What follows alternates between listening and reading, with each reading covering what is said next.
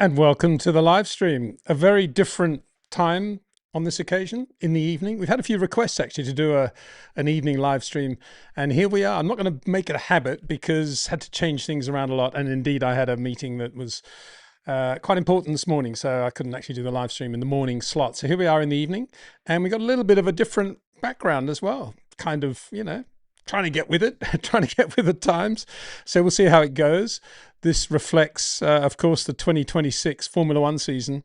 And you can see in the background there, powertrain, aero, strategy, three key elements, I think, of what Formula One's going to be featuring in 2026. Whether we'll ever get to understand any of it, or whether the teams will even get to understand any of it, is another matter.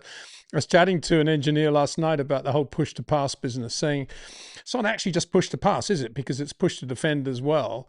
And he said, yeah, it's all a complete mess. Nobody really knows how it's going to go.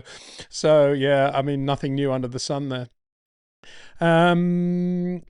Yes, the Audi Formula One team is now officially on the road, I guess you could say. We had a dramatic picture of the car in its 26 livery. There you see it in all its glory. Well, it's not actually the car. I say the car, it's actually the show car, which is the car that was in the Audi lobby for most of last year, and indeed probably for some of this year already, in the lobby, by the trophy area, kind of, I guess, getting everybody fired up about it. And, Audi coming out with quite a lot of impressive statements at the launch. I'm going to read one of them here. Different, you got to say different here. This is a quote from, I don't know who, Audi's new design philosophy: clear, technical, intelligent, emotional. I mean, what would Colin Chapman make of all that? He'd probably say clear. Well, most race car designs are clear. It's pretty clear. This is where the wishbone goes. This is where the front upright goes. We don't want anything too cluttered. And we've got computers these days, so it will be pretty clear. Technical. Well, yeah, I hope it's technical, and they're not going to just race the show car. No, I'm sure they won't, because the actual race car, I've got to say, in credit to Audi, has actually done a few miles. I think it's probably best to say rather than laps. I've done a few laps somewhere, but I don't think it went quite as well as it could have. Let's put it that way. Then the next one is intelligent design philosophy. What does that mean? That means they're not employing dunces. Well, okay, good. I'm not sure how many engineers there are at Audi that have got a lot of Formula One road dust on them. I'm sure Jonathan Wheatley's got a new plan for that, and that's probably why he's setting up his technical centre in Bicester in England, another technical centre. But at the moment, I would have said there's not a lot of Formula One road dust engineering in that team. And emotional. Oh, wow, they're going to be emotional. What does that mean? Passionate, I guess. I think that's a modern word to replace passionate, is it? You got to love your racing. You got to keep racing anyway. I'm being a little bit cynical only because I'm getting a little bit tired already of all these livery launches and aren't we wonderful and rah, rah, rah, and we're going to do it differently and this and that. It is only a race team and it is only a racing car. And we are only talking about Formula One. It's not save the planet overall here. Of course, we're all trying to do our bit. And I just think it's all a bit over the top, really, I suppose, what I'm getting at. And I think the other thing, before we go into questions and comments, that I'd like to add is that, yet again, there's got this cop-out thing with Audi, and no doubt we'll get it from Cadillac as well.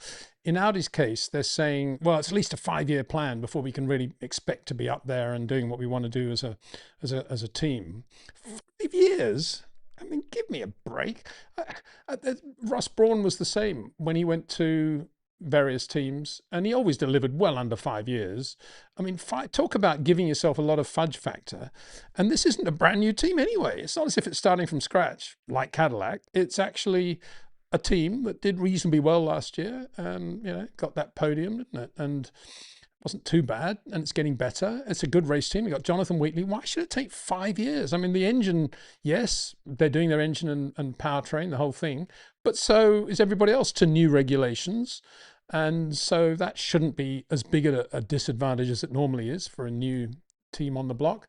And the same with the chassis. Everybody's got to do a new car. So why are they saying it's a 5-year program before they really get up and running? Again, I'm a bit sick of all that stuff as well. Oh, it's going to take us 5, 10, 15 years before you can expect us to win. I mean, it just goes on. As I say, Cadillac, you can kind of give them a pass because it is a new operation. And no doubt they will be saying that 5 years, I would imagine. But in Audi's case, that's not an excuse. And if they're not doing reasonably well by the end of this year, I think collectively, we, the observers, the fans, should be giving me a little bit of a hard time, because a huge budget, huge company, lots of technology in theory, lots of intelligence, lots of emotion. Yeah, they should be doing a little bit better. Anyway, got that off my chest. What else? Any other thing? Apropos, absolutely nothing at all, other than thinking about Frank Williams. And thank you very much indeed for all your comments on the video we posted with that additional footage from Charlie Lucas. Posted it earlier this week, just before the weekend, actually, on the back of my description of Frank's road accident. I was just thinking about Frank today. I've just been down at the golf course with Jack, and we're just walking back to the car, and I was thinking about Frank. And I said to Jack, I said, because he was showing me a picture of a new, I think it's a C-Class AMG Merc, which looks quite nice. And he did all the sort of options. I said, oh, would you like this, Dad? What color? You know? So I was looking at all that, and I said, what's that on the front? And it's a huge, massive, great Mercedes thing on the front of the grill, you know, literally sort of this big, and presumably it lights up at night as well. And I said, well, I wouldn't want that. I'd get that in black, or I'd get it delivered without that. Why do I want a huge Mercedes thing on the front? He said, oh, well, yeah, do you realize at Ferrari now you can pay an extra 10,000 if you want to have the Ferrari logo painted on the car, hand painted? I said, well, you know, do you remember that? Well, you should know that Frank Williams, when he was buying Ford Cosworth Formula One engines to go racing with that engine, like a lot of other British teams, that was the sort of, you know, the bedrock of Formula One in those days, having a Cosworth engine supply, and it was 5 or 6 engines in a season. Frank's philosophy was, I'm paying Cosworth to sell me these engines. Why should I put Ford on the cam covers? I'm not getting any sponsorship from Ford. I'm not getting any freebies from Ford. They're not helping me with the engine cost at all. And so he literally used to have the Ford logo shaved off the cam covers of the DFEs. And if you look at that's how you can tell a Frank Williams engine, a Cosworth engine. It won't have the Ford logo on there. And I just thought, he's absolutely right. You know, why do people spend a fortune, probably their whole life savings, buying one of these AMG Mercs to go around advertising the Mercedes brand when they're not even getting a discount? I don't get it. I just really don't get it. You know, they've given that fair quid pro quo. Here's the car, here's the money. What's all this logo stuff? And that ties in a little bit with all these launches, these pre-season launches, the livery, the logos, this and that, new livery. Usually they're touching something that doesn't really need to be changed. And I certainly think that's the case in rallying, and particularly with Hyundai. I can't believe how they've changed the livery on the Hyundai rally cars. And yeah, there's all that sort of stuff on the side, you know, it's probably quite good, you know, that's the turbo overrun or whatever. But they've changed the shade, I think, of the orange, which was just perfect. And the whole look of the car is not quite the same now. That livery they had the last couple of years was absolutely perfect for the shape of the car. Now that's gone. Toyota have gone from their sort of carbon black to red and white, but it's not quite the right red, in my opinion. It's a bit crimsony. Why do they keep doing these things? It just doesn't make any sense to me. This constant touching. I suppose all these PR agencies, media agencies, ad agencies have to keep earning their money by coming up with all this new stuff. And don't get me started on the new driver's overalls at Hyundai, that sort of split down the middle of 2 colors. They were absolutely brilliant last year, how they combined all the colors in the driver's overalls. And now that just that color split they've got, reminds me with a shudder of the Craig Pollock BAT 555 Lucky Strike logos, when they tried to do that car with the 2 different logos. Remember? And Bernie just said, spin me another yarn, that ain't even going to get to the grid. Craig hadn't read the rules that you weren't allowed to have a split livery on the car. And the driver's overalls, from memory, were the same. I think it had, you know, there was something about that. The driver's overalls at the time, it had that split down the middle and it looked absolutely terrible. Anyway, there we go. So lots of good things happening as well. I'll think of them as we go along. I've been watching a bit of the New Zealand regional series, Castrol Toyota series. Pretty good. Callie's struggling a bit, isn't he? But then again, I don't suppose he's expecting that much. It's just to get some racing mileage. But Ugo's doing well. A few other guys doing very well too. Push to pass in that. I don't think it's very nice, and it's not, you know, that's where this whole push to pass conversation came from. I don't think it works in that category, and if it doesn't work there, I can't see how it's going to be great in Formula One either. Why do they have to do that? Oh, here's a bit of good news. I knew there would be something. There's a new Formula 3 championship starting. Actually, I think it's based in Spain. There are two races in Spain this year, one in Barcelona at the end of the year, and hopefully one at the Madrid, the New Madrid circuit. And it's a brand new Dallara chassis, which is good, a proper racing car again, which is great for Formula 3.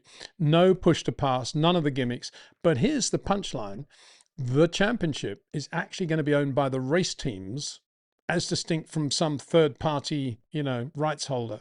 And that's, I think, a very healthy thing. So the teams get a share of the profits of the championship.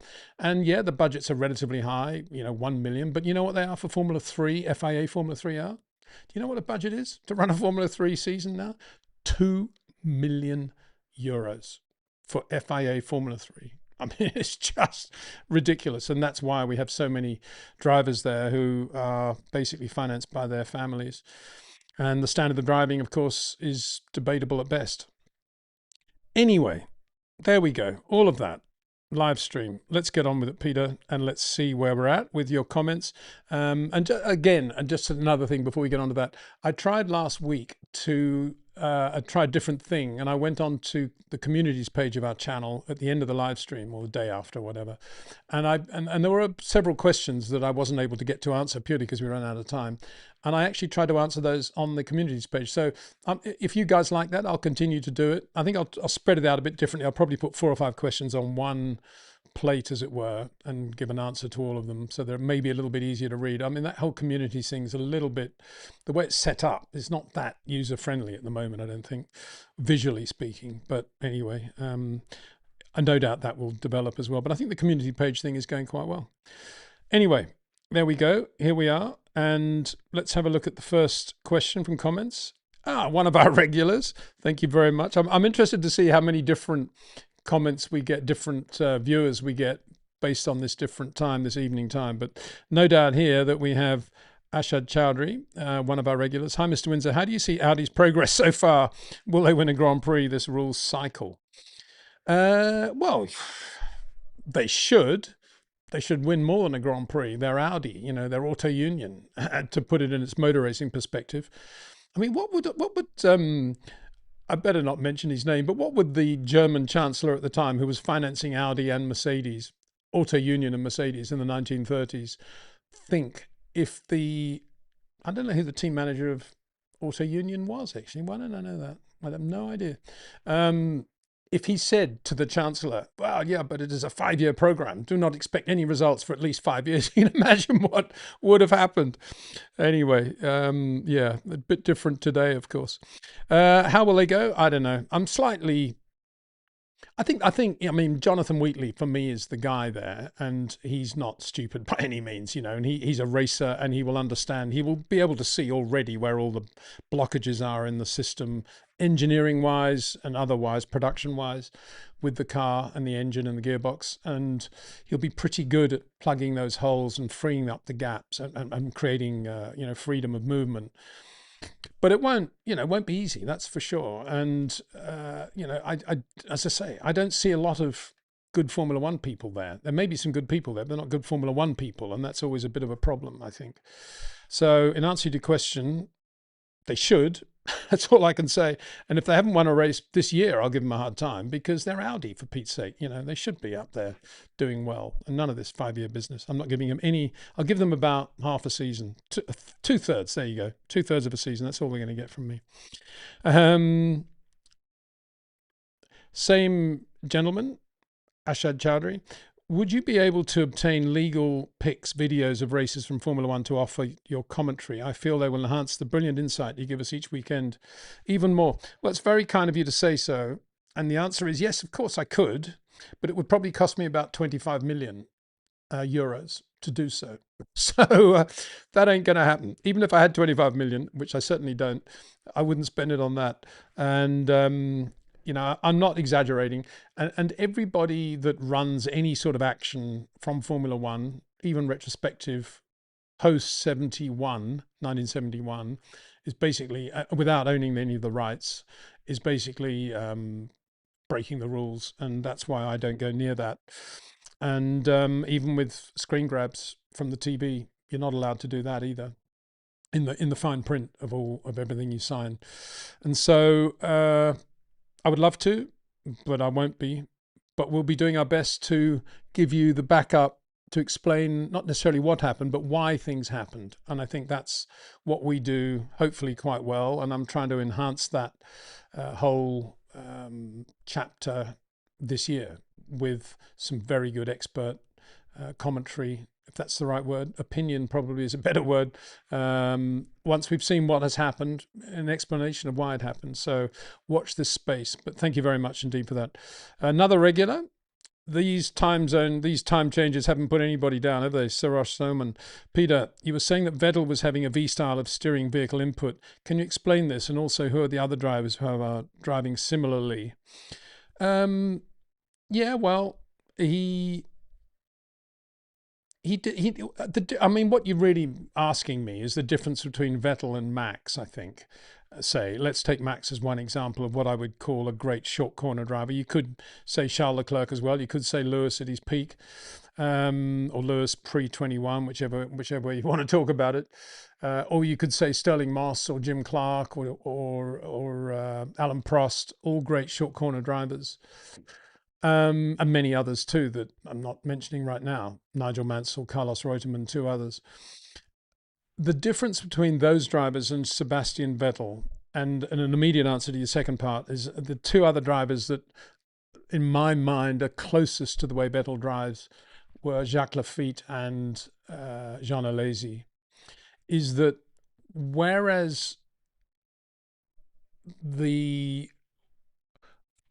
Max never really brakes in a straight line, he's turning the steering as he's starting to brake, and he's constantly increasing the steering load against the brake pedal pressure to get the cars to shorten the corner as much as possible and extending the straight, and that's his natural feel. Whereas Vettel brakes in a straight line, he turns the wheel probably about the same place as Max, but rather than keep the steering input, he's aiming already for a point on the outside of the corner, and he just brakes in a straight line very late down to that point. Very, very slow minimum speed, mid-corner speed, slower than Max on the same corner. And then he does a rotation at this slow speed, and then he just has a straight line exit. Very, very effective on some types of corner, and very effective in the wet, but not effective in long corners. That, I think that was the biggest problem for Vettel, was long corners, long fast corners, whereas Max has got that ability, and Charles and Lewis, pre-21 Abu Dhabi, has that ability to continue to turn in even when they've got understeer. They can just perfectly balance the understeer with the rotation point they're going to. And whereas Vettel, I think another point here, whereas Vettel would brake down to the same rotation point on a corner where it suits him. And a good corner for Vettel was always Barcelona. If you go down the back straight, there was the hairpin left. Now it's slightly different, but then you accelerate along a straight, and then there's a long right-hander, which is starting to go back down the hill. That long right-hander was always a great corner for Vettel to do that Ving. But he would brake into the same V rotation point every lap, and it would be absolutely metronomic, very impressive to watch in terms of its replication, but not the same as Max, who's actually rotating at a slightly different point every corner, every lap, because everything's changing on the car, and he's making many more dynamic adjustments to the car than Vettel did, in my opinion and my view of how it was with Vettel. And so, yeah, and Jacques did the same thing, and Jean Alesi did the same thing, but it's kind of a rigid thing they do. It's a rigid V thing. It literally is a V. It doesn't work everywhere. And the other point, of course, is that the subtlety that Max needs in order to do what he does, everything is a curve with Max. There are very few straight lines in the way Max ever creates a corner. But because he has that subtlety, when he's in a change of direction situation, for example, left, right, very fast, Max also has the feel for, and I just said he doesn't create straight line, but he has a very good feel for finding the moment of the least possible downside for loading up the car the other way. And it might be a millisecond, a fraction of a second, when if you could stop the footage of the car and what it's doing, you'd actually find the point when it's between the left and the right. And that's the moment he puts in the next bit of input. He never loads the car up before it's ready to take it. And that's part of his ability. That's why he's as good as he is on short corners. And he can use that in other ways. So he creates these little areas where he's just not loading the car up any more than necessary and keeping all the load out of the car, the lateral load. Whereas Vettel doesn't have that, never had that, in my opinion. He never had that change of direction feel that Max has got. There would be other things too, but I need to think about it a little bit more. But off the top of my head, they would be the key differences between the two. And of course, that's why you see guys like a Lazy and Vettel for that matter, but more Lazy and Lafitte in an era when they weren't in cars that were magically much better than the oppositions, occasionally having really good races because they were in situations with the car, with the circuit, with the combination of corners, with the tire grip, everything. It just worked for them, that V. And if it's working, it's a great way to drive. You know, another corner where you can do that quite well is that corner at Silverstone where they go down again, down the first long straight, you go through the left and then the next right. That next right is a good corner where Vettel was always very good there and getting the car rotated and a nice straight exit. Whereas a lot of drivers are sort of on exit and they've still got quite a load in the car because they've made the corner go on a bit longer. I mean, that was the one thing. Vettel didn't have long corners, generally speaking, but it was all very linear, as distinct from rotational, which it is in Max's case. So they were the differences. But it's a good question. Thank you very much for that. Another one from Sarosh. Peter, why did Senna think that Benetton was using illegal traction control, launch control? Also, was it proven if that was the case? Well, he thought that. Well, I mean, everybody had their suspicions at the time, not only Ayrton, but amongst up and down the pit lane. A lot of people would say, oh, you know, Benetton, and not only Benetton, some people, you know, usually it's a usual Formula One thing, you know, if one team's going very well and they're looking pretty good, oh, they must be doing something dodgy. And there was a lot of talk up and down the pit lane. Yeah, but particularly focused around Benetton and the whole Michael thing there. He was very, you know, very new and very scientific and very impressive. The whole thing looked very slick. But the whole thing came to a head in the race before Imola when Ayrton retired. And he stayed out on the circuit watching the race. And it was Aida in Japan. And he came back and basically said, well, I've been listening and watching the Benetton, and for sure they've got traction control. You can hear the engine cutting and all the rest of it. Now, if you talk to engineers who were there at the time, Frank Durney is a good example. He says it's complete rubbish, and that's how the engine sounded, even when they weren't using traction control, blah, blah, blah, blah. There were other things they were doing. And so that was, you know, that's always speculative, I think. But you say, was it ever proven? Well, they did find software in the ECU that were related to launch control and traction control in forensic tests and examinations they did over the next 12 months. But there was no proof that it was ever used. And a good example of that argument was that they also found exactly the same software in a Williams black box. And Williams said the same thing. Oh, well, you know, we just never used it. It was just there and discarded sort of thing, but we didn't take the code out. So there was no proof is the answer to that. But I can tell you now, for sure, Ayrton believed that Michael did have traction control. And in my opinion, it's only my opinion, that's one of the reasons he went flat through Tamburello on the first flying lap at Imola, when he knew that the tires were way down on temperature, way down on pressure, and it was going to be very, very dodgy over the bumps. And he knew how difficult the car was going to be with that very low ride height, the car bottoming at the front. But he was so concerned about Michael getting past with a toe going into Tosa and therefore pulling away from him with traction control that he was just absolutely hammered down on the throttle just to make sure Michael never got him. And so in my opinion, in a sort of, you know, quite ethereal way, Ayrton's belief in what Benetton were doing actually was a part of the accident that then happened at Imola. So yeah, you know, terrible thing. Sarosh again. Peter, why was Prost sacked by Ferrari in 91? Please. Was he? I don't think he was he? Let me have a look. Sorry, I've just lost that. I clicked on it because I couldn't read the rest of the question, and now it's disappeared in the usual YouTube chat way. Where are we? Why was Prost sacked by Ferrari in '91? The reports are saying that owing to escalating tensions with the team, I thought that Prost was calm, smart, and not emotional.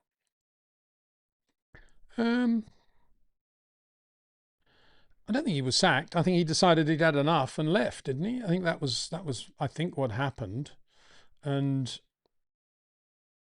it was all because Ferrari were very poorly managed at that point, technically speaking, and they had a big. But there was no fighting between them at all. But there was no room for two of them. They had Steve Nichols and Enrique Scalabroni. Enrique done a very good job, ex-Williams designer. We spoke about him on a live stream very recently, had done a very good job. And Prost, I think, is normal. You know, we've seen it with Lewis against, we've seen it Fernando against Lewis. You see it with, you know, all sorts of things. You see it with Daniel Ricciardo and Max. And in Prost's mind, the only way Mansell could be that quick in a Ferrari would be if he was somehow getting some sort of advantage in working with an ex-Williams engineer. And so Prost then put his foot down and said, I want a McLaren engineer, basically, at Ferrari as well, which is why they hired Steve Nichols. And so he had Steve and Enrique, and there wasn't room for two. And Enrique correctly, in 1990, wanted to do a female mold carbon chassis car for 91. Ferrari at that point had always run the male mold John Barnard system, you know, the carbon chassis, but all the lovely bodywork on top. But everyone was going to the female mold, much simpler, more efficient, lighter system. And that was and he was starting to draw that car. And when Steve arrived, he said, well, you know, he had no experience with that car at all, of course, with that type of design.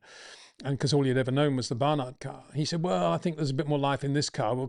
I think we should keep going with the development of this. And so immediately there was a sort of battle going on. And I guess Prost backed Steve, and Nigel didn't really get involved in any of it. But that was the problem. And nobody at Ferrari made a decision. And they actually, I remember they actually said, oh, well, we'll take, for the Monaco Grand Prix, in 1991, we'll have 4 cars. We'll have 2 Scalabroni cars and 2, which will be female mold, and we'll have 2 Steve Nichols cars, which will be developments of the, you know, the current car, which was absolutely, at Monaco, absolutely ridiculous. And I suspect it was at that point, you know, then Nigel left, and I think Prost, and it just got worse and worse, because obviously it was, the whole nonsense was, I mean, Enrique left, and they should have done the Enrique car, and because they didn't, the car just went downhill, had 0 development in it left, and Prost just got very annoyed by the whole thing. I think that's what happened. Just poor management at Ferrari. And Castelli was the name of the guy running that whole engineering department. And his experience was sort of Fiat Panda front uprights when they moved him to the racing department. So no surprise. Games and music. Here's a new one. Hi there. Welcome to the evening slot of the live stream. Good evening, Peter. Just a trivial question. Based on last year's Cars drivers, who would you put where to make it a level playing field? For example, Max and Charles at Alpine and Borto. Is that what we call him now? Borto at McLaren as examples. Well, you know, depends. Are you talking about being there for the whole year and therefore having a reasonable opportunity to sort of help sort the car out and get rid of some of the idiosyncrasies in the car? Or are you talking about a one-off race that they swap around in? I mean, if you're talking about the first point, yeah, my feeling is that if you put Max in any, and it's not just Max, I think you'd need to have Max and maybe engineers that understand him, as distinct from the engineers with the team that he's just gone to, because Max, like all racing drivers, has things that in his mind that need to be said and explained, and other things he only needs to say 2 or 3 words, and everybody around him, engineering wise, knows exactly what he means and what he wants and what isn't working. And it's like a sort of shorthand. And some drivers, they have this shorthand, but it doesn't add up to very much, because they're talking about how to make the car a bit easier to drive or a bit easier with time management, but not quicker. Whereas in Max's case, you would know that everything he does is going to make the car quicker. because he knows already how he's going to drive that car with that mod. And so if you took that and he's got that sort of unit around him, he would make most cars pretty good within 2 or 3 races. Obviously, if there's a major issue in terms of, I don't know, engine flexing on the mountings, or the floor is not correctly fitted, and there's, you know, all sorts of things that a driver like Max would be impossible for him to do anything about. But assuming that all the cars are reasonably well built and well put together, a guy like Max, purely because he knows how he drives, what he wants, and he doesn't understand how he drives, but he knows how he drives. I think that's the right way to phrase it. No disrespect meant. Because he's got that ability just to say, right, this is what I need to get this car really quick now. If I can get rid of the understeer here, I can be very good there. Yeah, I've got terrible traction as a result, but I'll live with that. Don't worry about that. And he'll pinpoint a couple of things and he'll be quite quick straight away. Not straight away, within a race or two. Whereas I think you'd take some lesser drivers, and it's not fair to mention them really, I'm not going to keep doing that, but if you put a lesser driver in a Red Bull or a McLaren, they wouldn't necessarily, you know, match the team of the incumbent driver. I think that applies to Lando and Oscar as well. I mean, if you put somebody, I don't know, if you put Liam Lawson in a McLaren, I don't think he'd do as good a job straight away as Lando or Oscar. So, you know, yeah, it's an interesting question. And but it kind of depends on how much time they've got in the car to sort it out, if you see what I mean, and you know, what they want from the car. Zavesh Dugal, hi there. Another, I think, a new name. Hi Peter. Enzo managed to lose both Surtees and Niki in 66 and 77. Why didn't it work out between them? And is Ferrari the main team where politics is so prevalent? And I knew it would be a 2-part one, because another one where this thing is frozen and I've got to get back to the top to get it right. And normalized. Is that one of the reasons they have just so many championships? I seriously think, so annoying this, it keeps freezing, keep going. See the third part of the question. I seriously think McLaren or Merc will overtake them as the most successful team in the near future. Sorry for the long question. Well, let's go back to Surtees. I mean, a lot of it was Enzo Ferrari delegating day-to-day race management in his later years to various team managers. In the case of John Surtees, the team manager at the time, Dragoni, was not very pro John. I think he was very pro Ludovico Scarfiotti, and that was it. And John had the big accident at Mosport in 65 in the Can-Am Lola. Very lucky to survive that. He was touch and go for a while, but nonetheless did survive, and survived incredibly well, and came out of the box in 66 pretty much as he was, as good as he'd ever been. And it all came to a head there was an incident in Monza 1,000 kilometers. I can't remember what that was, to do with a windscreen wiper or something, where John wanted it fixed or something happened and they didn't do it, which annoyed him intensely, as it would. Then there was a big discussion about Le Mans and who would be the lead driver at Le Mans at the start. And John wanted to do it, and Dragoni wanted Ludovico Scarfiotti, which annoyed John. And then John won the Belgian Grand Prix in the wet brilliantly for Ferrari, and no doubt would have been world champion in that year had he stayed at Ferrari, no doubt about it. But then he just left a week after the Belgian Grand Prix, having won that race. He'd had enough. They weren't giving in on what he wanted to do at Le Mans. He didn't like the management there, and he just left. Some of that was John's personality. Maybe if he'd gone to Enzo Ferrari cap in hand and said, look, I really want to stay with you. I've just won the Belgian Grand Prix. I can't work with this guy anymore. We've got to make changes. Maybe he'd already had that discussion with Enzo. I don't know. But he just left. And it was due to poor delegation, really. And I think in 77 with Niki, it was... I think that was more Niki than anything else. It wasn't that he'd had enough of Ferrari. I think he'd just had enough of Formula One. He'd done his He'd won his world championship in 75. He had the big accident in 76. He came back and then he won the 77 world championship. And at that point, Nicky wanted to set up his airline and do different things, you know, intelligent, not much more than in the Audi sense of the word, I think.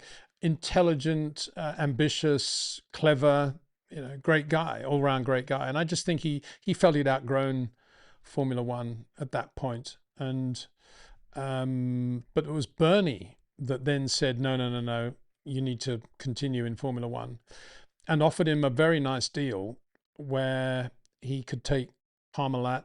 He had Parmalat sponsorship, but he could take Sante Ghedini, Nicky's guy, could join Brabham and look after Nicky at Brabham, which was a great thing. And then the next thing he said, right, we'll get Mano Kogi, who was Nicky's #1 mechanic at Ferrari. We'll get him to join Brabham Alpha as well. And all of a sudden, Nicky felt, wow, you know, this could be a whole new start. I'll do that. And in the background, I think he was still thinking about the airline. But he couldn't resist the Brabham thing. And it was classic Nicky that, having won the championship, he goes to the Canadian Grand Prix and decides he's not going to do the Canadian Grand Prix and not going to race again that year. And that's when Gilles Villeneuve, of course, took over. So, and then I think in the back of his mind, Nicky was also always at that point thinking of the airline. He always used to talk about, you know, getting this license and going to Wichita, see the Cessna guys, do this, do that. And the airline was always there bubbling away. And it was always an enticement for him to get out of Formula One. Of course, he then did. After the Brabham era, but I think it was more Nicky really at Ferrari. The problem at Ferrari really was not the problem, but Marco Piccinini had arrived as a sort of team manager now, the sort of Dragoni of the 70s, and he was not an easy guy at all. Very political.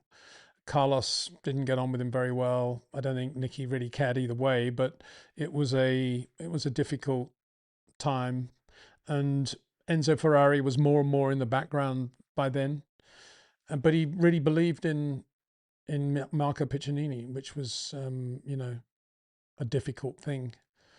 So yeah, politics at Ferrari, so many different reasons for it, and I suppose it all comes down to, if you said, well, if Enzo was, you know, had been around more, would these things have happened? But I think they probably would, because he was just a racer and he made poor decisions sometimes. That's, you know, he wasn't this perfect team owner, team manager. Even when he was going to races, they had massive dramas with drivers throughout the career, throughout the history of Ferrari. I mean, if you think about the drivers that came and went at Ferrari and the pressure he used to put his drivers under, and I'm just thinking of Luigi Musso, Eugenio Castellotti as good examples, and you know what led to their accidents. Sadly, it was all pressure from Enzo Ferrari. And you know, the days of Luca Montezemolo were over, and I think that was another thing. You know, he'd moved on there up the Fiat ladder, and I think that was another thing from Nicky's point of view. It wasn't quite the same with Luca no longer sort of there at every race. And yeah, that was it. Yeah, good question. Looking back, you know, how did all those things happen? Yeah, it's a good question. Drew C, last week you asked for least deserving winner of Grand Prix. I rate it's Pastor Maldonado. Aston Martin safety medical car contract is over. Well, yeah, that's a good thing, isn't it? That thing lumbering around in the wet. No wonder the tires are losing temperature. But yeah, Pastor Maldonado. I knew somebody would mention Pastor. And in Pastor's defense, I would say, yes, after he won the Spanish Grand Prix, he definitely felt that he had cracked it. And I don't think he used his head as well as he should have post-Spain. Good example was, I think it was Valencia, when he had a very good chance to win, and all he had to do was pass Lewis from memory, and Lewis's tires were going off, and they were saying to Pastor, look, you know, don't even try to pass the guy, you're going to get him anyway, because his tires had gone off completely, he's down to the canvas. And of course he couldn't resist it, went inside and had some sort of shunt, and that was it. But putting that to one side, I think, you know, in the build up to that, he was really, really good in Formula 3000, super quick. And then again in that Spanish Grand Prix, you know, He absolutely delivered in a very, very good car, in a car that was perfectly suited to Barcelona, I have to say that. But it was Pastor Maldonado that drove it without any issues and without any mistakes, and beat Fernando Alonso in a Ferrari on home territory. So would Lance Stroll be capable of that? I don't know. I think it's, look, I mean, I've thought about other drivers myself, and not many actually jump to mind as the worst ever in Formula One. And, you know, maybe we're creating a whole new genre that Lance Stroll's going to be the head of if he does win a Grand Prix in 2026. Because I think it will, you know, he will be definitely at the bottom of the list, in my opinion. Through his own fault, because I don't know, you know, what he's just a unique property, isn't he? Because he makes it clear that Formula One isn't really his passion, and I think he said a few times, you know, if he'd been left to him, he would have become a tennis pro or something. And so there's that, and then there's this constant finance that's been thrown in his direction throughout his career, that you've got to become a Grand Prix winner, you've got to be world champion, you have the talent. And has that ever happened before to anybody with that sort of level of talent? I don't think it has. And so, I mean, again, in Maldonado's favor, he had a pretty tough original you know, yes, I mean, he always had a budget out of Venezuela, but it wasn't that easy. And like everybody else, it was a rocky road. And he did do a lot of winning, ultimately, when he got into the feeder formula. And Lance did too, I agree. But I don't know. You know, for me, Lance is good in the wet. He's pretty good in the wet. And if he's got a very good Adrian Newey car and a very good Honda engine, I don't see how he's not going to win Grand Prix. But where does that put him in the overall rankings of Formula One drivers? Chris Amon never won a Grand Prix, but in my mind, that will never, ever put Lance Stroll ahead of Chris Amon. Never, not in a million years. A lot of other drivers as well who never won Grand Prix. This is a question, I'm really not going to go there. It's from user. Hi, Peter. Your thoughts on Trump's plan to invade Greenland? Should the FIA cancel US races as they did with Russia when they attacked Ukraine? I don't really want to go there because I'm not sure this is the vehicle for politics, and I think everybody has their own opinion. Yeah, I mean, you can see that I'm in support of Ukraine. You can see I'm in support of Canada and a lot of other things in the description below this video, but I think that's about as far as I want to say on YouTube. And I think it goes with religion as well. I think politics and religion are things that, well, certainly with religion, I think, or spirituality, whatever you want to call it, I think, you know, it's a very personal thing, and, you know, we should try to be helpful to one another, and we should look at the ways forward in life to become better human beings. But thrusting a specific type of religion down the throat of anybody, I think, is wrong. And politics too, you know, politics is just, it's humanity at its top level of, you know, these people have been chosen or have risen to the top of humanity. If that's right, the surface of humanity. Top's probably the wrong word. And they're the people making all the decisions and the influence, but they're reflecting all the imperfections of human beings anyway, aren't they? And where we're going. And if you go right back to year one, if we didn't have any countries and borders, would the world be a safer, better, happier place? You know. Anyway, I'm not going to go into that, but anyway, thank you very much for your question. Marina Rodriguez Huis. Hi, Peter. Hope you're doing well. In a video on YouTube, Mark Hughes from The Race was explaining why Charles was third in their 25 drivers ranking ahead of the McLaren drivers. How he dragged it's 4 questions. Okay, that dog of a Ferrari in places it had absolutely no business being. He said in Monaco he was absolutely mind-blowing through to back, and that apparently when the McLaren drivers looked at... where are we? This is the problem when you guys ask long questions. I have to keep scrolling down and finding where it's frozen. Hope looked at Lando said to Oscar, could you do that? And Oscar said, I think you should try it first. Mark said it was absolutely beyond anyone's imagination. It was impossible to do that. Okay. Well, you know, what was the original question? Let me go back to the top and see if I can find out what we're talking about here. Because in my mind, tobacco isn't a significant, massively significant corner in Monaco anyway, because it's all about entrance to the swimming pool there.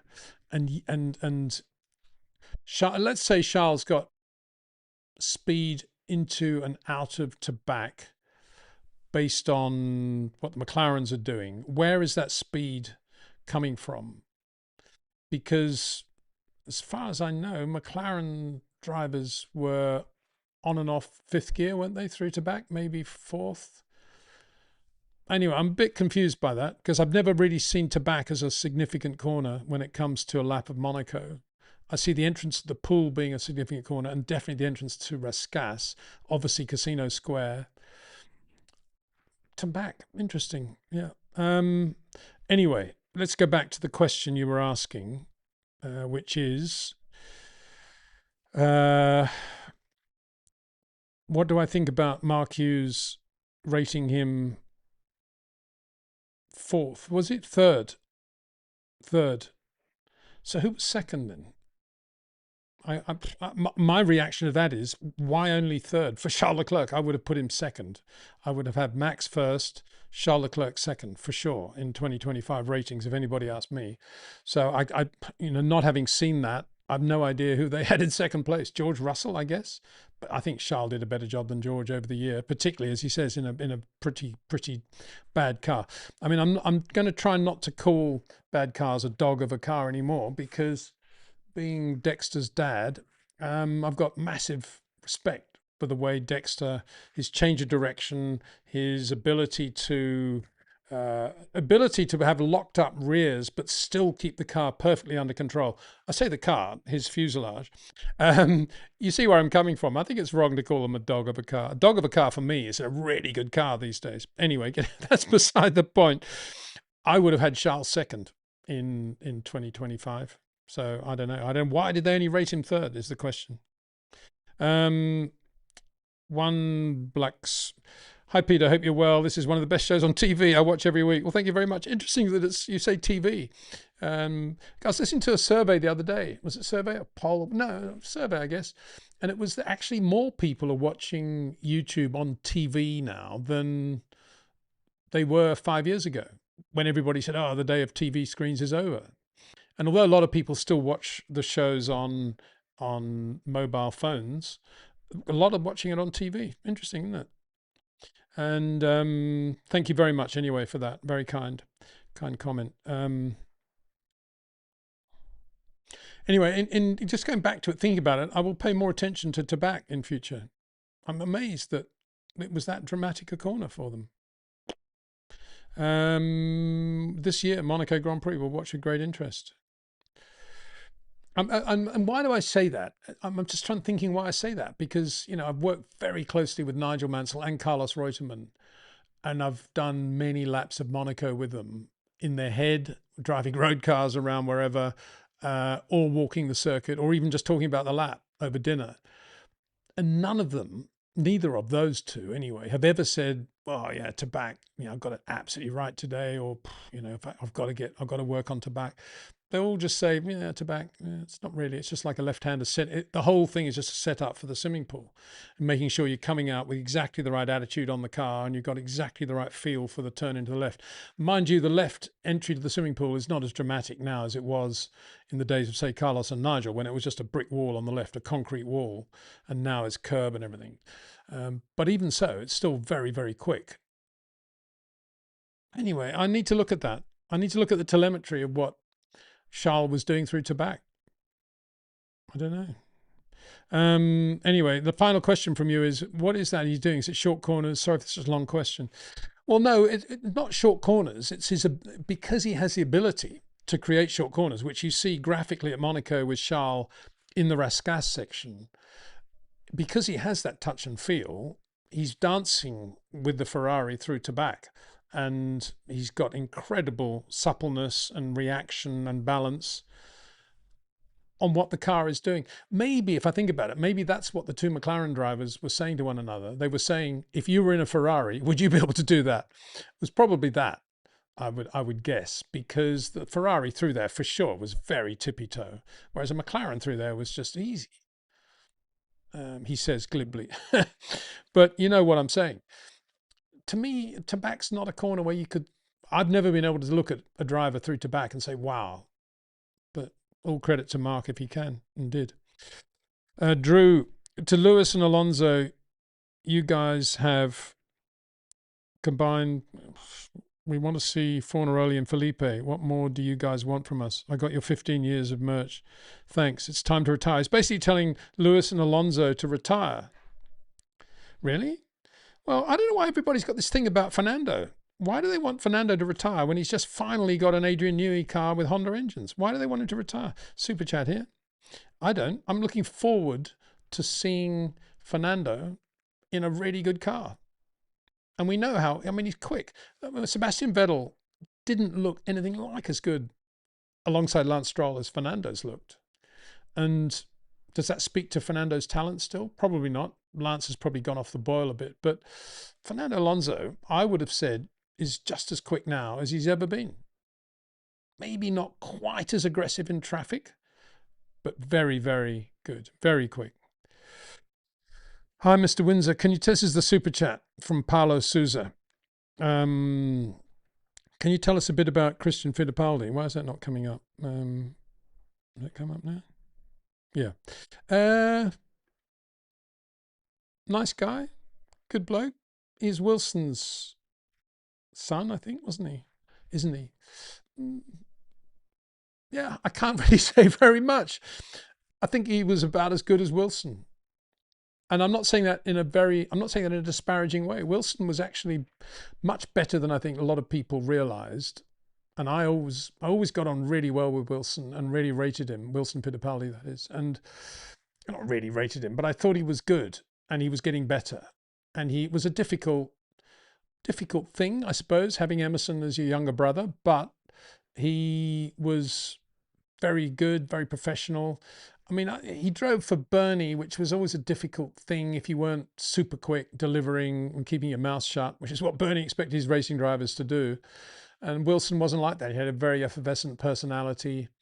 He and Susie were great, good friends actually, and used to hang out a bit. And Christian, yeah, about the same. I've never really thought any more about Christian. I can't really add any more to that. Sorry, I've got to be honest.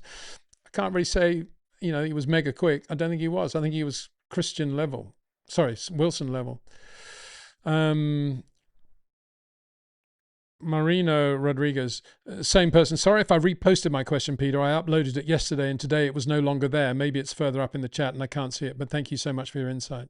Okay, next one, Jez James. Hi, Peter. Did you go to Senna's funeral? If so, any thoughts, emotions? Jackie Stewart said it wasn't until he met Senna's mum at the funeral that he broke down. Where are we? You said on your last live stream that you liked or respected the Jesus Saves logo on Alex Ribero's car, so I just wondered if you have a faith. It's not too personal to share your beliefs. Jackie also said that God has given us a gift to drive these cars. It's what we've done, and that gift can reveal the talent. I didn't go to the funeral, no. What was I doing? I don't know. Something happened. I wasn't going to races regularly at that point in '94. I was in America. Yeah, I was in America doing something with Mo Nunn and a few others, Firestone, and yeah, I didn't go to the funeral. Well, you're asking about my faith now. I'd rather not go into that. It's quite a personal thing, but suffice to say, I do believe in God. So, you know, if that's what you're asking. And interestingly enough, Jackie, I've never spoken to Jackie about his belief either, but I know Jackie. I think I know Jackie pretty well. I spent a lot of time with him, and I get you know, he definitely is a very spiritual man, and he definitely has a wonderful feel for life and for an ongoing life. So, yeah. Anyway, thanks for that. You may think, oh, Peter's not answering the question, but I just don't really want to use this platform for that. Although I will say this, I couldn't remember the name of the Bible that Alex Ribeiro said I had to get. It was called the Good News Bible. and it had just come out, and it was the first ever English language Bible written in modern English. And I remember Alex was very, very fired up about it.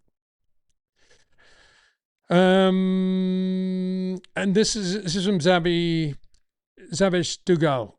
Peter, this might be a little bit out of topic, but should you limit how many questions one can ask? Otherwise, we miss some very interesting questions. Maybe 2 questions per person's enough. Yeah, I think you're right. And I'm going to try to do that as we go into this year. And it's kind of difficult because although you can see all the questions, and I probably can if I use a different thing here, in reality, I'm using a little box here which only has 3 questions in it, and I have to keep scrolling down, and that's how I'm able to get them up on screen, by using a plugin which is doing that. But it doesn't give me a great view of the number of questions there are. Anyway, Drew agrees with that, and I will do my best. And we talk about that all the time, actually. This is another super chat from Perpetual Bias. Yeah, another name I'm familiar with. Good evening, Peter. Nice Speed TV jacket. Can you talk about what teams like Renault, Sauber have been doing for a decade plus and still be back markers? Well, as Morris Nunn used to say, my old mate Morris Nunn, who I was just talking about, it's not complicated. It's not complicated. It's just about good people getting on with the job and not worrying too much about the emotions and the keeping things clear, and not worrying about how intelligent they are or not. Just getting on with motor racing. It's a race team. Get on with it. That would be my thing. And just good people. It's all about good people. And if they haven't had good results, it's purely because they've got the wrong people who think the wrong way, and they don't have somebody who's pushing them to think in a path that works for the team as a whole. I mean, if you work for Adrian Newey or Patrick Head at his peak, or John Barnard at his peak, or any of these great designers, even Mauro Fogeri would be another good one, Colin Chapman, obviously. It wasn't just that they had the ability with a pencil to draw a line where nobody else could, or in a shape that nobody else could, or even think about a concept in the bath when nobody else was thinking about concepts in the bath. It was also because they were able to see other people around them with talents that could supplement their own, providing they were channeled in the right direction. And that's how you put a race team together. You've got to have a feel for the river. The river has to be flowing in the right direction, and then you have to get the right people to be a part of that flow. And that's how the race team happens. And if you take a guy like Neil Oatley, who's still at McLaren now, but he was one of the designers under Patrick Head, absolutely for sure Neil would have been a different designer had he never worked under Patrick Head.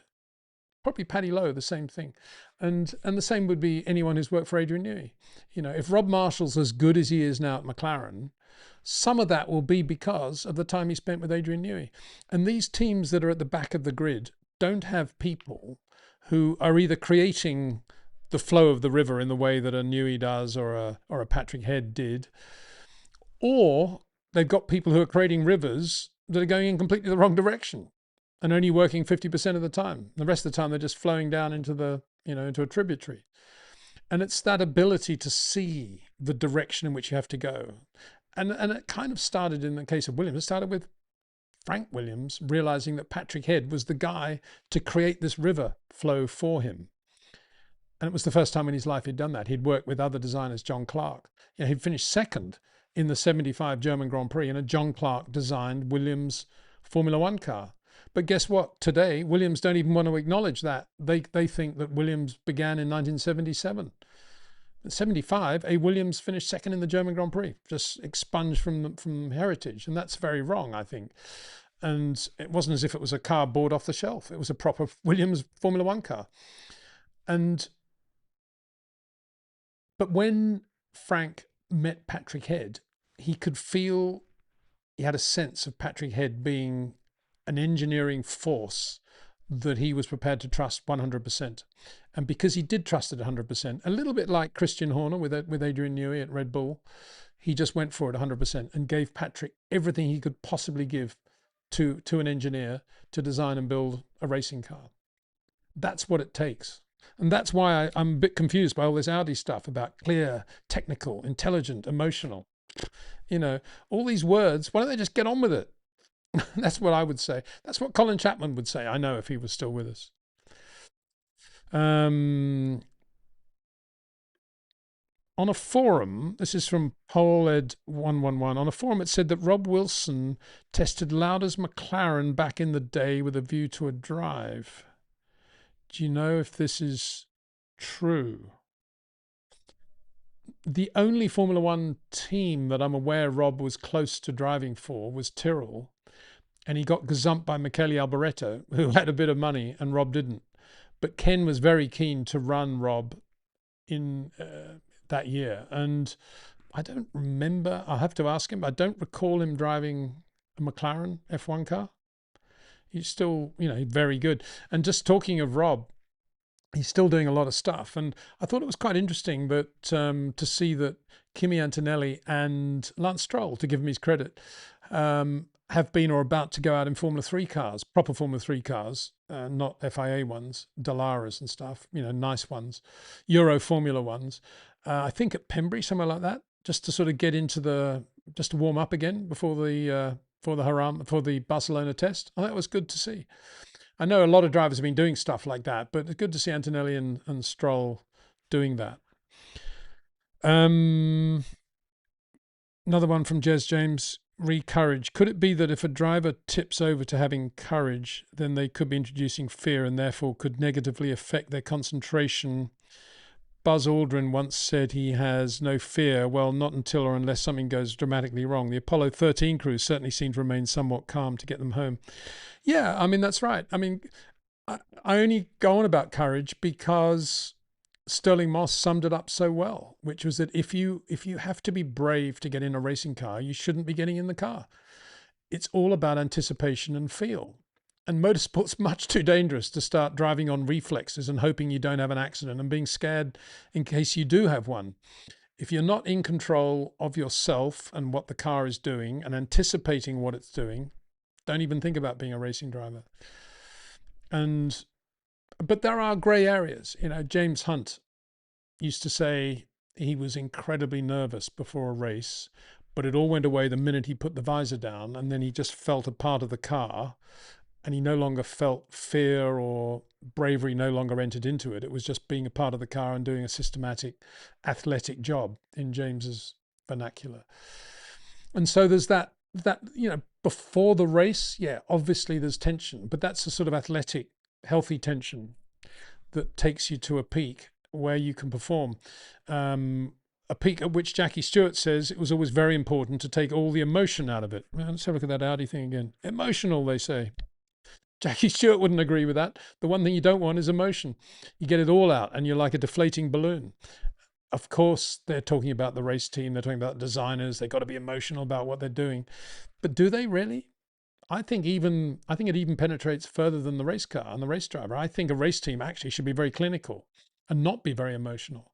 And I say that partly because I did work for Frank Williams for a long time, and I've lost count of the number of times we've won a Grand Prix, and then on the Monday morning we'd be back at the factory, or Tuesday morning if it was a flyaway, and Frank he'd be po-faced, and he wouldn't be in any way relaxed. He would be pounding up and down the race shop or the corridors, talking to people, full of energy, only talking about the next race, no reflection at all on the success, and no moment really of enjoying the success, just moving on to the next one in a very unemotional way.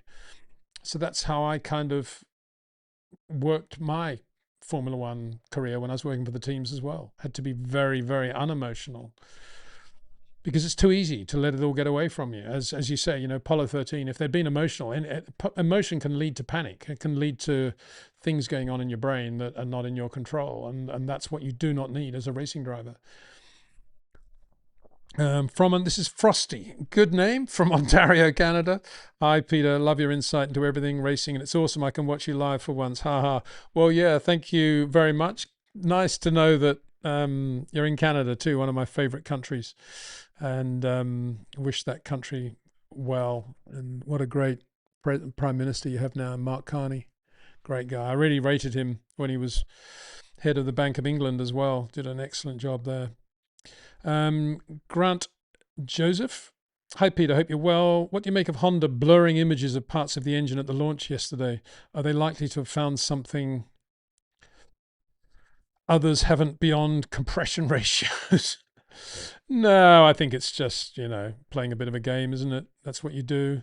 Uh, Unfortunate and not, I think, to be condoned because, as I said many times, Formula One likes to sell itself to the public at large and to its benefactors, to the stakeholders, as the pinnacle of automotive and racing technology. And yet we do our utmost to hide this technology and never talk about it. And that's a paradox, is it not? And my view is that the technology should be open right up to the point where it's about the people who create the technology. And we know those people and the backgrounds they have and the pressures they're under and how they're going about their job. And I've always said that is a great TV reality show that's easily producible by a producer that knows his stuff and isn't going to give away any of the key secrets of any of the teams or PU manufacturers. But because everybody's so paranoid and everything ultimately comes down to the lowest common denominator, the response really to all the teams, from all the teams, is, oh, the less anybody knows about the technology, the better. It's all secret. If the car stops, we'll just say it was a technical problem. We might not even say that. We just say it stopped. And at the launch, we'll cover everything up. We'll put blurs everywhere. Yeah, it's pathetic in my view. We should be talking about it. The public would want to know what the challenges are really of building these 26 Formula One engines. They don't really know. They can sort of hear the odd quote from the odd engineer, and he's not going to give much away. And it's wrong. I think it's really sad that Formula One is missing this opportunity, particularly now with this new formula and how different it is aerodynamically for the car and certainly for the power unit. And it's worse than all of that, because one of the reasons Formula One is going to 50% electrification is because that is the way the world is going. And it wants to be seen to be in step with the rest of the world. And yet we're not talking about that either. We're just saying it's happening. We're not really understanding how it's happening. And we don't understand the development that's going on with batteries, for example, because they're worried that if they give away a secret, one of their opposition might get an advantage. I mean, it's just ridiculous. As I say, all of that is perfectly manageable by a proper TV producer and a committee at F1 to control what information remains private and what doesn't. But we should have much more information than we do. Much more. You could easily get, I reckon you could get to 2/3 of all the technology and fully understanding and explaining it without giving away any secrets at all. As it is, we're probably giving away 1%, less than that. David, VZ5HG. Peter, what criteria would you use to advise a driver to retire from Formula One if you were the driver's manager? Well, I've always said it's peripheral vision first. And if I was managing a driver, I would always be, and he was over, say, I don't know, 27, I'd be getting to do a proper eye test 3 times a year, and I'd be focusing, excuse the pun, 100% on peripheral vision. No, 90% on peripheral vision, just to make sure that it's as good as it's ever been. And if there's any deterioration of peripheral vision, I would counsel him to retire straight away. I mean, that you can wear contact lenses to correct peripheral vision. Obviously, spectacles would not correct it, and that's something that can be looked at. But I don't know many drivers that successfully have used contact lenses. I don't know why that is, because the lenses today are so thin. It's just like cling film. It's very, very thin, and it doesn't impede your eye. You don't feel it on your eyes at all. But maybe it's speed. I don't know. Maybe there's an issue. But I would always say peripheral vision. Beyond that, I don't think there's a real issue with general physical fitness, all that stuff. I mean, if they constant pounding, chronic back pain could lead to something a bit more serious in later life, that's when you might want to think about that as well. And it'd be interesting to see what these cars are like in terms of their ride over bumps and stuff, whether they're any better. I hope they are. So, yeah. Next one, Jacob. Backing. Wow, I'm excited after hearing the Red Bull Ford engine sound. Yeah, and all credit to Phil Prue there. I remember chatting to him last year, and he's head of Red Bull Powertrain Ford, and he was saying, they're all a bit concerned about what they're going to sound like. And lo and behold, it sounds great. It's interesting, even last year, there's a big difference, wasn't there, between, say, the Red Bull engine Honda and the Mercedes from the onboards. Massive difference in engine note. And I always thought the Red Bull sounded more gravelly, a better sound actually, more just more granular. And I'm pleased that the current one sounds good as well. I agree with you, and I don't think we should be too worried about the sound of the current engines. I'm trying to be positive here. I don't think we should be. Let's have a look. Another super chat from Paulo Souza again. I've always felt that Felipe Nasr and Pascal Wehrlein never got a fair shot in Formula One. Hope all is well. Yeah, totally agree. Felipe Nasr, very much quicker than he's ever given credit for. Very talented driver, and great shame. He just got never given a chance really when he lost that. Was it Sauber? I guess he was at, wasn't he? And I always rated him. Became good friends with Felipe, actually. Nice guy. And I'm glad he's had a good second career in America and what he's doing there. He's doing well. Pascal Wehrlein, totally agree as well.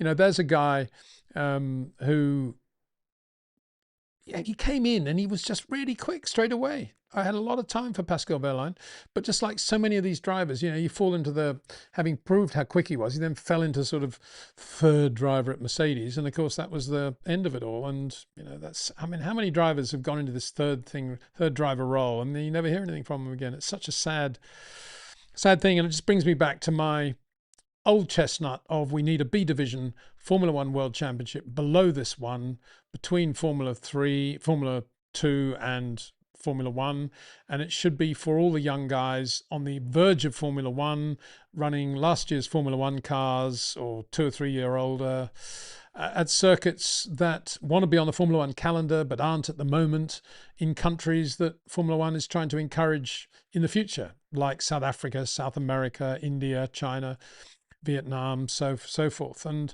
that championship should exist. But because everybody's so greedy to look after their own championship and wants everything for themselves, nobody can ever think laterally like that and make it happen. But that a good example would be Pascal Wehrlein would have done well in that, instead of which we haven't really heard of him again. I know he's done other stuff and it's been good for him, but ultimately he deserved a proper Formula One seat. I think I really rated him very highly. I think he was better than Christian Klein, let's put it that way, and Christian Klein had a lot more chances than Pascal Wehrlein. The Formula One sound is certainly better and back, says Jacob. That's good. So there we go. Racer says, looks like Merc will have the best engine. Really? Say that already? That's good. I'm amazed you can say that before they've even turned a wheel. But anyway, good on you. So this is very tiresome, having constantly freezing. I don't know why that is, probably because we've got so many questions, but thank you for all those who are putting in questions. This is JPS78 as a good name, MA Mario Andretti. Hi, Peter. Wonder what your thoughts are on the impact of private equity firms buying minority stakes in Formula One teams. My concern is private equity firms have only one goal: to make money. Well, I don't understand it really, because I've got a fairly simplistic brain, and so far as I know, there is absolutely no point at all in buying a minority stake in a private company. Why would you do that? Because it's only worth what somebody will pay you for it. It has no value beyond that. But like you, I agree with you. If you look at Doralton and Williams, as I was saying last week, to me, that's a pretty faceless operation. And I keep having this sort of fear that the only reason Doralton are in it really is to make money and sell that franchise at some point at some vast profit, which is terrible, I think. Racing is about, what is it? It's about emotion. It's about passion as well. And yeah, I think I'm not a fan of commercial rights at all. And I know that's not the same thing, but that's why I was praising this new Formula 3 championship, Euro Cup 3, I think it's called, which is owned by the teams. I wish Formula One was, actually. And I think it's whenever money becomes a priority, usually it all ends badly. It ends in fighting, or the quality goes down, generally speaking. And I think, that's what I think about it. And if I was running a private equity firm, and there's more likelihood of that than an Ashes Test match lasting 5 days in Australia, then I would never ever buy a private. I'd never buy a minority stake in a private company. I just don't get it. Anyway, Racer's coming up with his prediction for the year: 1 Mercedes, 2 Ford, 3 Honda, 4 Ferrari, 5 Audi. Yeah, well, I think pretty safe with Audi being last for the reasons we've been talking about a bit earlier. Let's have a look at that. Everybody's saying Merc, just assuming Merc will be good. And they probably will be very good. But it's interesting now, Ford have crept into everybody's peripheral vision now, haven't they? Or field of perception is probably a better word, because they weren't before. Nobody was thinking, oh, Ford going to be terrible. You know, what are Red Bull doing? Now look at that. People predicting they might have the second best engine, ahead of Ferrari and Honda. I think Honda will be really good. I don't understand why anybody thinks Honda wouldn't be good. I don't understand that at all. I think Honda will be very good. But I think also, remember, the FIA are going to want parity anyway. So it's going to be 1 Merc, 2 equal 1 Ford, equal 1 Honda, equal 1 Ferrari, and probably P2 Audi, or P6, whatever it'll be, 5. And I think it'll be much closer than, it should be much closer than I think, given all the stuff they're going to do with parity. Okay, 1 second. I've just got to get a WhatsApp cleared here from my son. Where are we? Sorry, excuse me while I do this. Oh, okay. It's just to say, because Jack's out at the moment, so I say Dexter's already had his dinner. Okay, very important. I'm glad we got on top of that. Okay, all right. So JPS again. I attended an 82 Canadian Grand Prix. I had a general admission ticket, didn't see the start. When I got home, did I read Riccardo Paletti was killed at the start? Did you attend this race? Yeah. And I saw that accident. I was on top of the old top of the old control tower, and the start was at the little bit of straight after the hairpin in those days. And yeah, I mean, that was actually, speaking of Lance Stroll supposedly wanting to be a tennis player, Riccardo Paletti didn't really want to be a Formula One driver, as far as I know, and he was sort of pushed into it by his parents, and he was never really comfortable. He didn't look like a Grand Prix driver. He never looked relaxed, in my opinion. Yeah, it was just one of those terrible things. I mean, running into the back of a stationary car, and it was systematic of the times. I mean, those things happened. And when they happened, you thought, well, how could that happen? The organization, the way the marshalling was, the way we organize starts has to change. But nobody had a vision of how it could be. Nobody then was thinking about how a start is today in 2025, 2026. All we could think of was, well, maybe we need more marshals waving flags or something, or this or that. And it was just, you know, and I'm only saying that because I'm sitting here now saying, yes, I saw that fatality happen right in front of me. And you may think, how could that have happened in Formula One?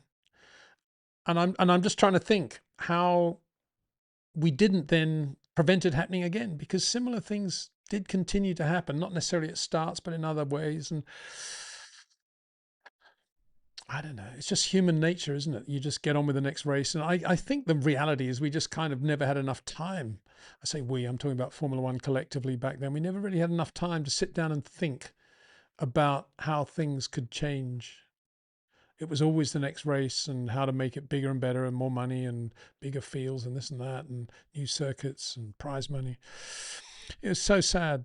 It was very sad, and it was a terrible thing. And yeah, sort of thing you never forget. When I was there, sadly saw far too many accidents in those days. So another one. This is from Trish Alamandras. Trisha Lamadras. think I got it right, Tricia. Apologies. Hello, Mr. Windsor.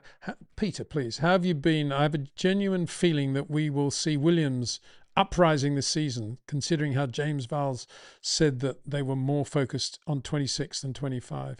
Yeah, no doubt they will do well. They'll probably win a Grand Prix, I would think. Nice to see Carlos Sainz win a Grand Prix again. I hope he does.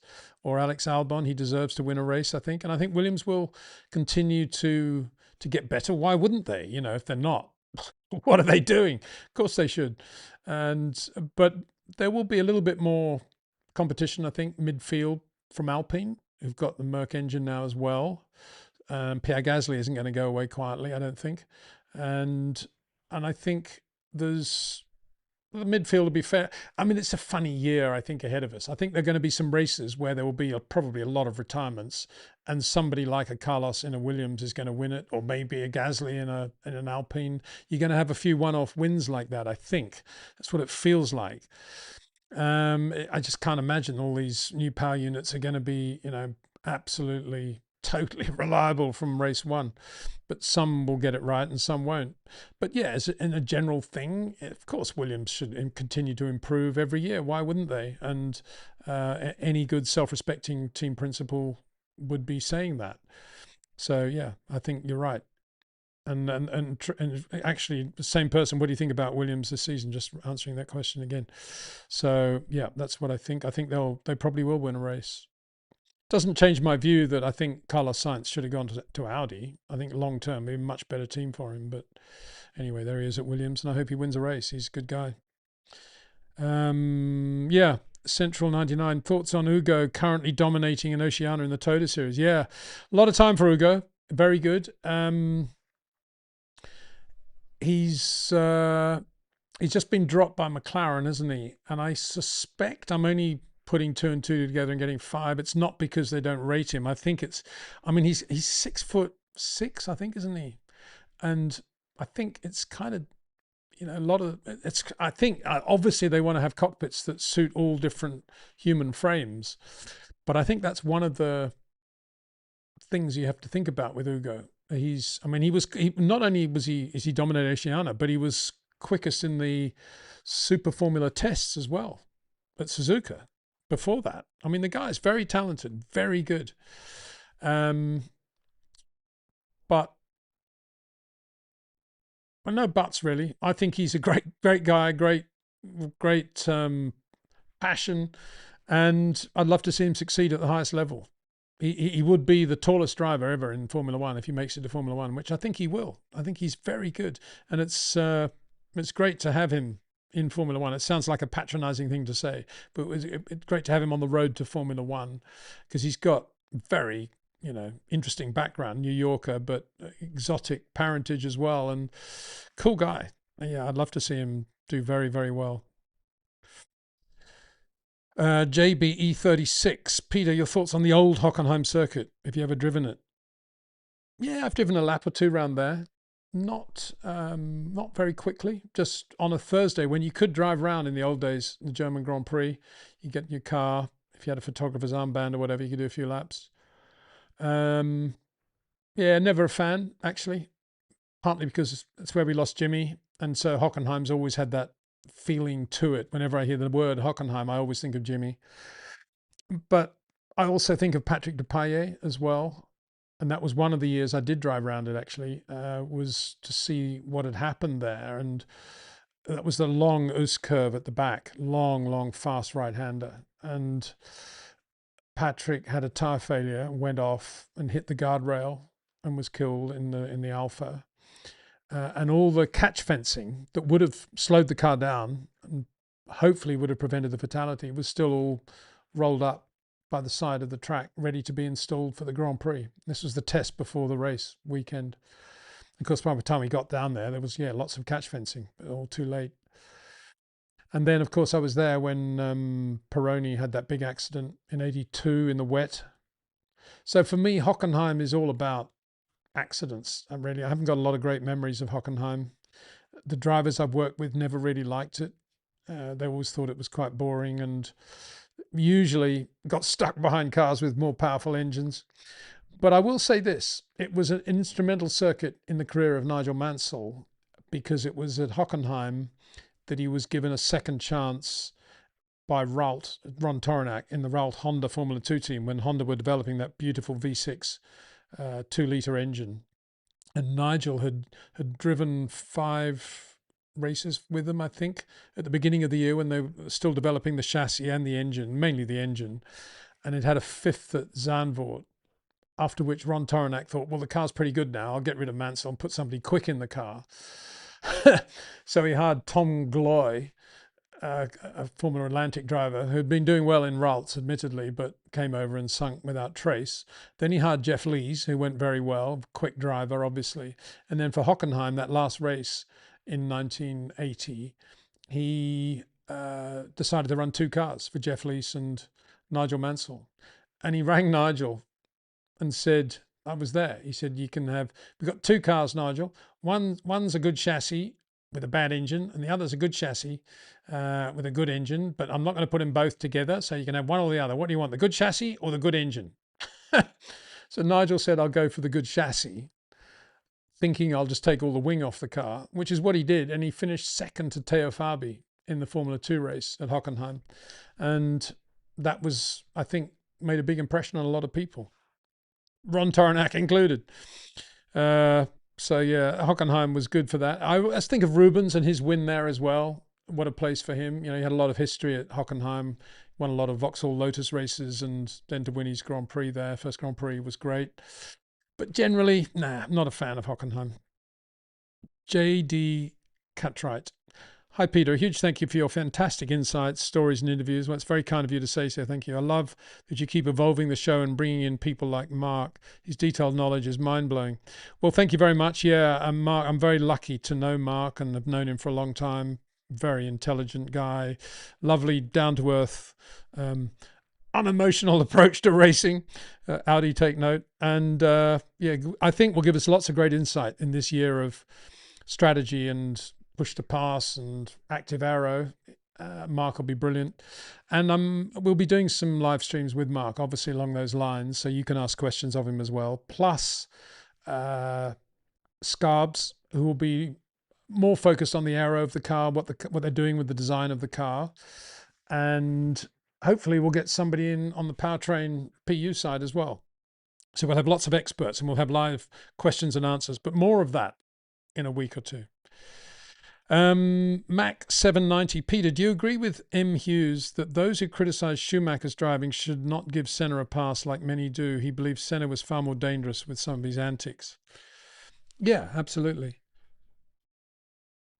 Yes, I think we've talked about this quite a lot, and I do agree with Mark if he said that. And indeed, when asked about some of his antics, Michael said, well, you know, I saw quite a lot of what Ayrton was up to. But, you know, as it was at Corey was saying, but when Ayrton did it, everybody loved it. When Michael did it, they all hated it. And why was that? Because Ayrton was racing against Prost when he was doing most of that. To some extent, Nigel, I suppose, 91, 92. Yeah, okay. I was going to say it's because the British press were very pro-Damon and Michael became the sort of demon man. But having said that, Nigel was pretty much the darling of the British press by that point, and he had a lot of run-ins with Ayrton as well. But he also had run-ins with Nelson and to some extent with Alan Prost in 1990. So it was slightly less one-on-one. I think in the Michael era, it was like all the British press and everybody was pro-Damon and everybody not British was pro-Michael, and it was a big thing. And I suppose all Michael's antics got more publicity or more exposure as a result. But yeah, you know, Senna was definitely dodgy. I mean, talk to Martin Brundle, and as I did many times in Formula 3 when Ayrton used to brake test him, and you know, Nigel was brake tested by Ayrton as well. And yeah, some very dodgy things going on there. Good evening, nice set. Thank you very much. Yeah, playing around with things, but good evening from Trish. Thank you.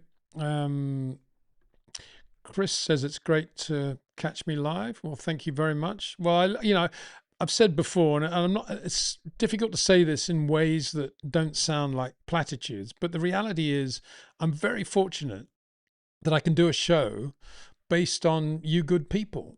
asking me great questions, because most people need, in order to keep doing any sort of YouTube show like this with comment and so forth, need to have somebody else to talk to all the time.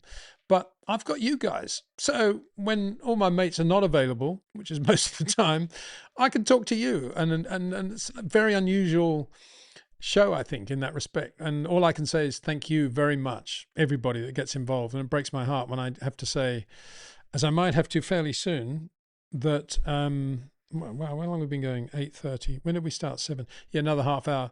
You know, won't get through all the questions, but I'm going to rush through them now, best I can. So that's Christopher. Good to catch you live. Good afternoon. Kane's Cat's Heat. Peter, good afternoon from the 305. Have you been watching the UAE and Australian feeder series? Freca and Formula 4. I've been watching the New Zealand one at the moment. Haven't been watching UAE or Australia. Should do. So much going on. How do I fit all that in with watching the the Australian Open tennis, all the cricket that's been happening? Big Bash is about to end in Australia, and then of course all the golf that's starting, and the Toyota Series in New Zealand, and the Monte Carlo Rally, and the testing for the Monte Carlo Rally. It's all too much. My brain's exploding. Too much going on from everywhere. Jimmy John, good afternoon. Peter from North Carolina. Thanks for streaming at this time. Well, thank you very much. I mean, I will do more from the evening. I mean, it's great, isn't it, to be able to get to these different parts of the world. Now, what's happened here? Yeah, we'll get through, try and get through. Noon stream for me in Kansas, says Bo Sinclair. Well, good to know. Thank you very much. Hi to you. Trish, yeah, we've talked about that one. I want to get different questions now. What do you think about Arvid's second lap crash? Might be in Formula One too early. Well, don't know really. I mean, I was hoping nobody would ask me about Arvid because I don't know how he drives. I know a lot of people got quite excited about a lap he did on soft tires in Mexico, but you know, he's in a Red Bull on soft tires. He should be quick, shouldn't he? So I don't know really, and we'll have to wait and see. I suppose one of the reasons, two things. I haven't actually seen how he drives, so I can't say whether he's got that lovely Isaac Hadjar feel for corner entries and the way he's balancing the car up to the rotation point, which Isaac definitely has and was definitely clear in Formula 2. I haven't seen enough, for some reason, I don't know why, of Arvid, and I don't know how he drives. I don't know whether he drives like Alex Albon or Carlos Sainz or George Russell or even Arvid, or even Isaac. I've no idea. So I need to see that. And then beyond that, we don't know really, do we, about the standard of driving in all these categories. I've made this point last week in the live stream that there are so many categories of racing, and in Formula 3 and Formula 2 there are so many drivers that are there basically because they've got money to take to the team that it's very difficult to know what the actual benchmark is. And that's another issue. The teams think they know, but believe me, the teams are driven by a lot more than just watching how a driver performs on a results sheet. None of them actually go out and watch on the circuit, and a lot of their judgment is based on how the driver looks, what his handshake's like, how fit he is, how much money he's got, how he talks to the media, how he doesn't talk to the media, how he performs in a sim, all that stuff that to me is really not really important. And very few decisions about drivers are actually made on proper reality. By which I mean Bruntingthorpe, Snetterton, Goodwood in the wet, with somebody like, not necessarily Rob, but somebody like Rob Wilson, who's looking at the way the initial steering input and looking at the way the brake pedal pressure is changing, that sort of detail. And nobody's doing that, and as far as I can see, with any of the Formula One teams in their academies. And I doubt it's happening even now with somebody like Arvid. They're just assuming he's quick and get on with it. So yeah. Back to scrolling to the top again. Why don't I scroll to the bottom for a change? Most recent question is, okay, there's a lot of chat going on between everybody. Won't go there. This is at Jim Clark. I started working in Formula One a little after Senna. In my time, I have to say Schumacher truly wrung the neck out of whatever we made. Who's your pick in your career? If you're talking to me, Jim Clark, I would say Jim Clark. mind you, it wasn't really my career when I saw Jim Clark drive, and I was still a kid, obviously, when I saw him drive and actually spoke to him and had a chat to him. But he still is as good a driver as I've ever seen in a racing car, particularly around Tabac. Although, of course, Tabac is where he did have a shunt in '67. I think it was Tabac. Mind you, something broke on the Lotus 33, so no surprise there. Mark Hughes, please advise. Okay, there's a lot of chat going on there. So I'll go back to where we'd got to. I think it's probably this. Let's have a look. Is Rory Byrne still involved in Ferrari? Super chat from Kevin Kvora. Thank you very much, Kevin. I think he is. Funnily enough, I came across his name the other day, and it said he's still on a consultancy deal with Ferrari. So if that's the case, and I hope he is. And last time I spoke to Rory, he was fitting well in Thailand, and it is a clean sheet of paper aero, kind of. Ferrari could have quite a good car aerodynamically if Rory's had quite a role in it. But if he's done everything from Thailand, I suppose it's all right. You know, have the old CFD set up there, probably. Luke the Truth, sorry. Peter, is it true that in a race in '58, Formula 2 cars raced along with Formula 1 cars on the same track? Yeah, absolutely. And not just '58, many times. And more, the most recent example of that, I was going to say '69 German Grand Prix. I think we had Formula 2. I mean, often at the Nürburgring, well, many times at the Nürburgring, they had Formula 2 cars because it was a long lap and they were worried that there wasn't enough for the fans to see. You know, they come around every 10 minutes or so. So have more Formula 2 cars and then you a bit more action to watch. So yeah, and that's where Jackie Ickx made his name in the '67 German Grand Prix in the Formula 2 Tyrrell Matra. Was quick enough. I can't remember precisely, but I think it was 4 cars on the front row, and I think he would have been on the front row with that car, if not the second row of the grid. Of course, in a Formula 2 car, he had to start midfield as the quickest Formula 2 runner. But yeah, they'd had Formula 2 cars. Yeah. And don't forget, 52, 53, Formula 1 effectively was Formula 2. That's why Ferrari did so well, because they had a great Formula 2 car in 1951. And nobody knew where the regulations were going. And so Ferrari basically persuaded the FIA to change Formula 1 regs to Formula 2 and dominated 52, 53 with Alberto Ascari in the Formula 2 car. And then it wasn't until 54 that they went back to the 2.5 litre Formula 1 cars. And of course, Mercedes came in. And unlike Audi, who said they need 5 years to do something, Mercedes came in and won their first race in 54. Audi, please advise. Okay, Oscar Plata, I'm completely wrong here. Says, I believe Byrne is in South Africa doing work on road safety. Oh, well, maybe. I hadn't heard that. It wouldn't surprise me in a way, because he is South African. But last time I spoke to him, which was admittedly a couple of years ago, he was in Thailand still. Right, going back to where we were. Bit of an interlude there, I think. Yeah, let's just see if there's any other super chats. Always important to get to the super chats. So now in Andy Knuckles, great to have you live at this time of the day, Peter. Greetings from Norway. P.S. I have high hopes for Alonso this year. Good. Finally to hear somebody talk about Alonso in a positive way. That's good. Claude Casino. About the variable compression ratio, can just the top dome be of a different material? Pass on that one. This is where we need to get somebody who really knows what they're talking about, as distinct from Peter Windsor, when it comes to compression ratios. Is Speed Channel back? I wish it was. No, it's not. It's just a nice jacket. And I have very fond memories of Speed Channel in those days, and everybody involved, and the dinners we used to have afterwards, and David Hobbs telling all these silly jokes, and Sam Posey, and just everything was wonderful. And it was a great thing. It's like all these great things had to end, didn't it? Somebody had to change it all.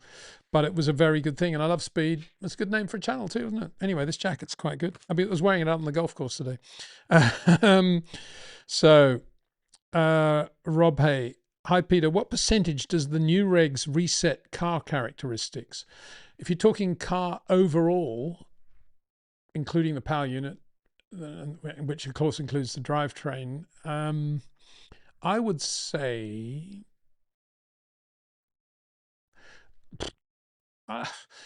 On the basis that Sauber Audi think they need another 5 years to get it right, and they have been in Formula One in terms of Sauber with the chassis for a long time, and they think it's going to take 5 years, that would suggest it's like 100% new thing. But I don't think it is. I think I would say it's, for a team like McLaren, who know what they're doing, team like Mercedes, who know what they're doing, Red Bull, who kind of know what they're doing, Ferrari, that sort of know what they're doing. It's different, obviously, but I would say from McLaren's perspective, let's talk about McLaren because they had the best car last year. They finished with the best car. I would say for them, it's like a 40% change. And they've got, so in other words, 60% of their car can be based around their very, very successful building blocks that they have to take them further ahead or keep them as much in front as they can be. I'm only guessing, but I get that feel talking to the engineers around and about. I haven't actually asked them that specific question, but that's the feel I get. I think if you're Ferrari, you'd probably be saying this is at least 50% chance to get something right here, because 50% of this car is all new in concept and everything. And I don't mean just chassis and engine. I mean 50% also in terms of the aero package of the car. But we'll see. We'll see. Christopher Goodhart says, Peter, I've been working to revive Formula 5000 as a low-cost intercontinental championship, much as Rotax Mac compares to Formula A karting, with a pilot program run in the mold of IROC. Wow, well, good luck with that.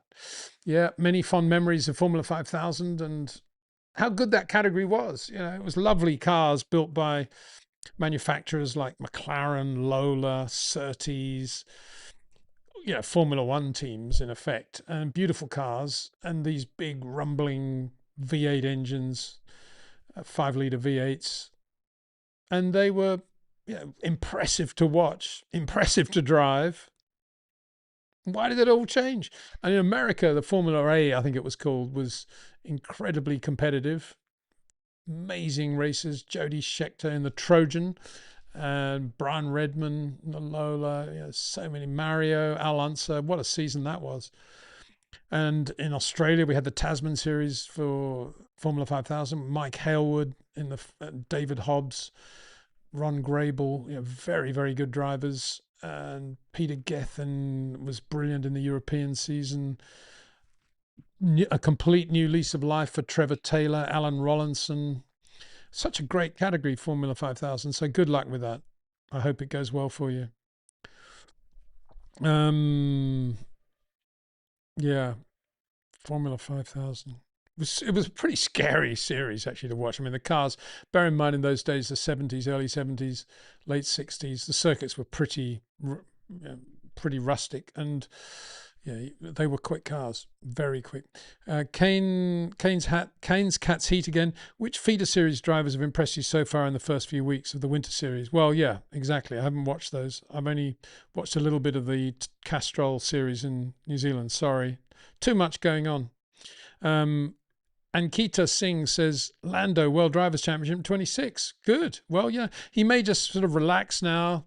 Yeah, okay, Oscar's a bit quicker here. Oscar's doing that, but I'll be all right. And he'll carry on winning, be very relaxed and chilled because he's won his championship. And who knows? Win another one. Could easily happen. Could easily happen. Be ready for it. Be as ready for Lando to win a second Drivers' Championship as you should be for Lance Stroll to win a Grand Prix. There's a comparison for you. So Tomako Road says, howdy race enthusiasts. And then Max790 says, Peter, why does Max get criticised for being aggressive, but the media ignore far more dangerous drivers moving on the straight like Leclerc, Russell on Hamilton at 3:38, Stroll on many occasions? Well, I'm glad you're picking up on the things I've mentioned. Yeah, I mean, that Leclerc move on Max in Spain last year was absolutely ridiculous. And wow, there are so many questions, guys. I'm not going to get through them all. It's embarrassing, actually. I don't know what to do. Why that is, again, you know, British press always had this thing when he came in, Max was dangerous and Max was this. A lot of people very critical of Max, and you know, he had a few moments, didn't he? But equally, he got brake tested by Romain Grosjean at Monaco. It wasn't his fault. And they had other things that they loved to talk about. I think Joss sort of created that sort of aggressive image as well around Max. Everybody started to fear him a bit. And Yeah, but you're right. You know, Leclerc's just as guilty of dodgy things like that. And George Russell has his moments too. Definitely. What happened with that shunt at Imola with Valtteri? Yeah. Um, Oscar Plada, and I have to agree with this one. Launches have become more like game introductions. Every year it seems that Formula One is trying to get rid of us that have followed Formula One for 50 years. Yeah, well, you're right. You know, it's just an insult, isn't it? They just sort of, oh, the technology, here's the car, you know, with nothing more said about it. And then you might get a foggy picture of whether it's running pull rod or push rod front suspension or something really innocuous. No talk about the technology at all. It's all talking about branding and logos and livery and nonsense. And it's very frustrating, as I said at the start of the show. Right, another one. I know why this chat thing of mine freezes all the time. It's because there are so many questions. Dare I press clear? I'm going to press no. I don't think I will. I might lose everything if I do that. Next one is from JQ2K. Hi, Peter. I have a model that rates drivers over 76 seasons. Wow. It's loosely based on ideas like the near infamous 40-60 split, mechanical sympathy, and even weather. Is that of interest to you? Well, it is, because it's 76 seasons. And I love the concept of going back well before 1950, when the World Championship began, because I think that in many ways, when we do only begin our research in 1950, it does a disservice to, dare I say it, you know, Tazio Nuvolari, Rudy Caracciola, Kilivazzi, so many great drivers of that period. And I'd love to see how they compare. So, yeah, I should be giving you some sort of email address. I wonder if I wrote it in here. I don't think I did. I'm going to have to put it in the description, an email address to which you can send emails, and I'll look at that. I'd love to see it. I'll put it in the description of this once the video's sitting on the channel and we've finished the live stream. Right, more questions. Another super chat. Hi, Peter. This is from Octe Yelamaz. Hi, Peter, when will Formula One give up 2014 hybrid mistake? We don't go to the space, Peter. We want to hear atmospheric motor voice. Well, according to quite a lot of people on the channel right now, the initial startup sounds of the engine are not bad. So let's hope that the noise is a bit better. But yeah, you know, that whole business switching to hybrid engines in 14, in my view, was a mistake, because Formula One needed to keep its V8s and V10s. V8s we were at that point, because they were noisy, efficient, very equal, and not expensive. And we could have embraced the new era of automotive technology, i.e. electrification, by having Formula One's own Formula E championship over a Grand Prix weekend on a Sunday morning or after qualifying, with those Formula E teams associated with the Formula One teams, with their technology, and some of the Grand Prix drivers even doing some of those Formula E races. And that would have done a massive amount for the next era of automotive technology, but at the same time not touched the V8s that everybody loved. But we didn't do that, and Formula One didn't embrace it, and they let Formula E happen as a separate event with its own TV rights and its own commercial rights. And here we are, trying to do a sort of hybrid version of Formula One, as we hope it'll work. And I agree with you, you know, it's such a shame. Flavio says, I'm wearing glasses and never had a problem with my vision. I drive karts as sharp as ever, but I'm wearing my glasses. Greetings from Switzerland. Love your live streams.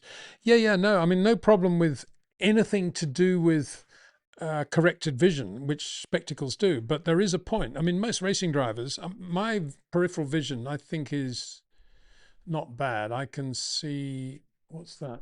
Yeah, it's 90, maybe just a little bit past 90.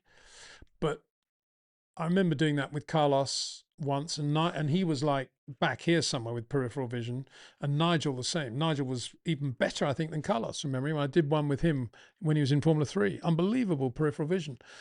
And that's my point. You know, when you've got spectacles, they're only going to really correct up to 90 degrees peripheral vision, but they're not going to correct what Formula One drivers have, which is back here somewhere.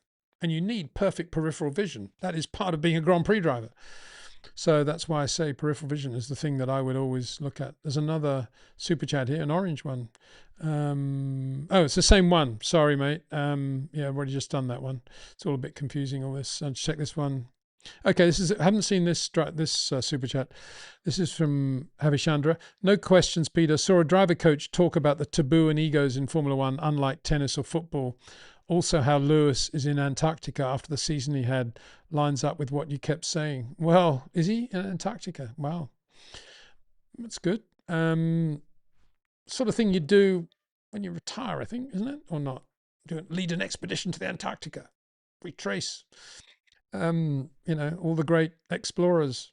But no, good luck to him. I know that's kind of Lewis. He loves nature and he's very good like that. But to me, that isn't the same as being at Snetterton in the wet in a road car, trying to work on a turn-in process that might help him beat Charles Leclerc.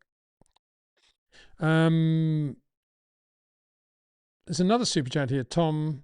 Hi, Peter. Do you have any suggestions for videos of top drivers, perhaps from 60s, 70s, in cars that have a pedal and camera that show steering input? Well, right off the bat, the Jim Clark onboard that we have on the channel, we reposted it recently, the full version of the film that Esso made with him. And you can do an onboard lap there with Jimmy in the Lotus 25, and you'll get a feel a little bit for his steering input there. I mean, I have to say, onboard cameras in general, even today, don't give you what you're really talking about, because you've got to have the full perspective, the full peripheral vision of what is happening in front of you in order to get a real feel for the comparison between Max's initial turn in and, say, Fernando Alonso's initial turn in. You've got to see everything. You can't just look at the steering wheel. You've got to see it in relation to everything that's happening. And so it's very difficult, I think, for people. A lot of people do make judgments of drivers based on what they're seeing on and onboard and steering inputs, but they're not seeing the pedals, for example, which are just as important, if not more important, than the handwork. The footwork is absolutely critical, and you never see that. And I mean, for that, one of the best things you could go and look at would be the movie Grand Prix and the early scenes of that. There's a lot of really good footwork stuff there, and it's Phil Hill and it's Jonathan Williams, I think, two very quick drivers. You're seeing footwork from there. So, yeah.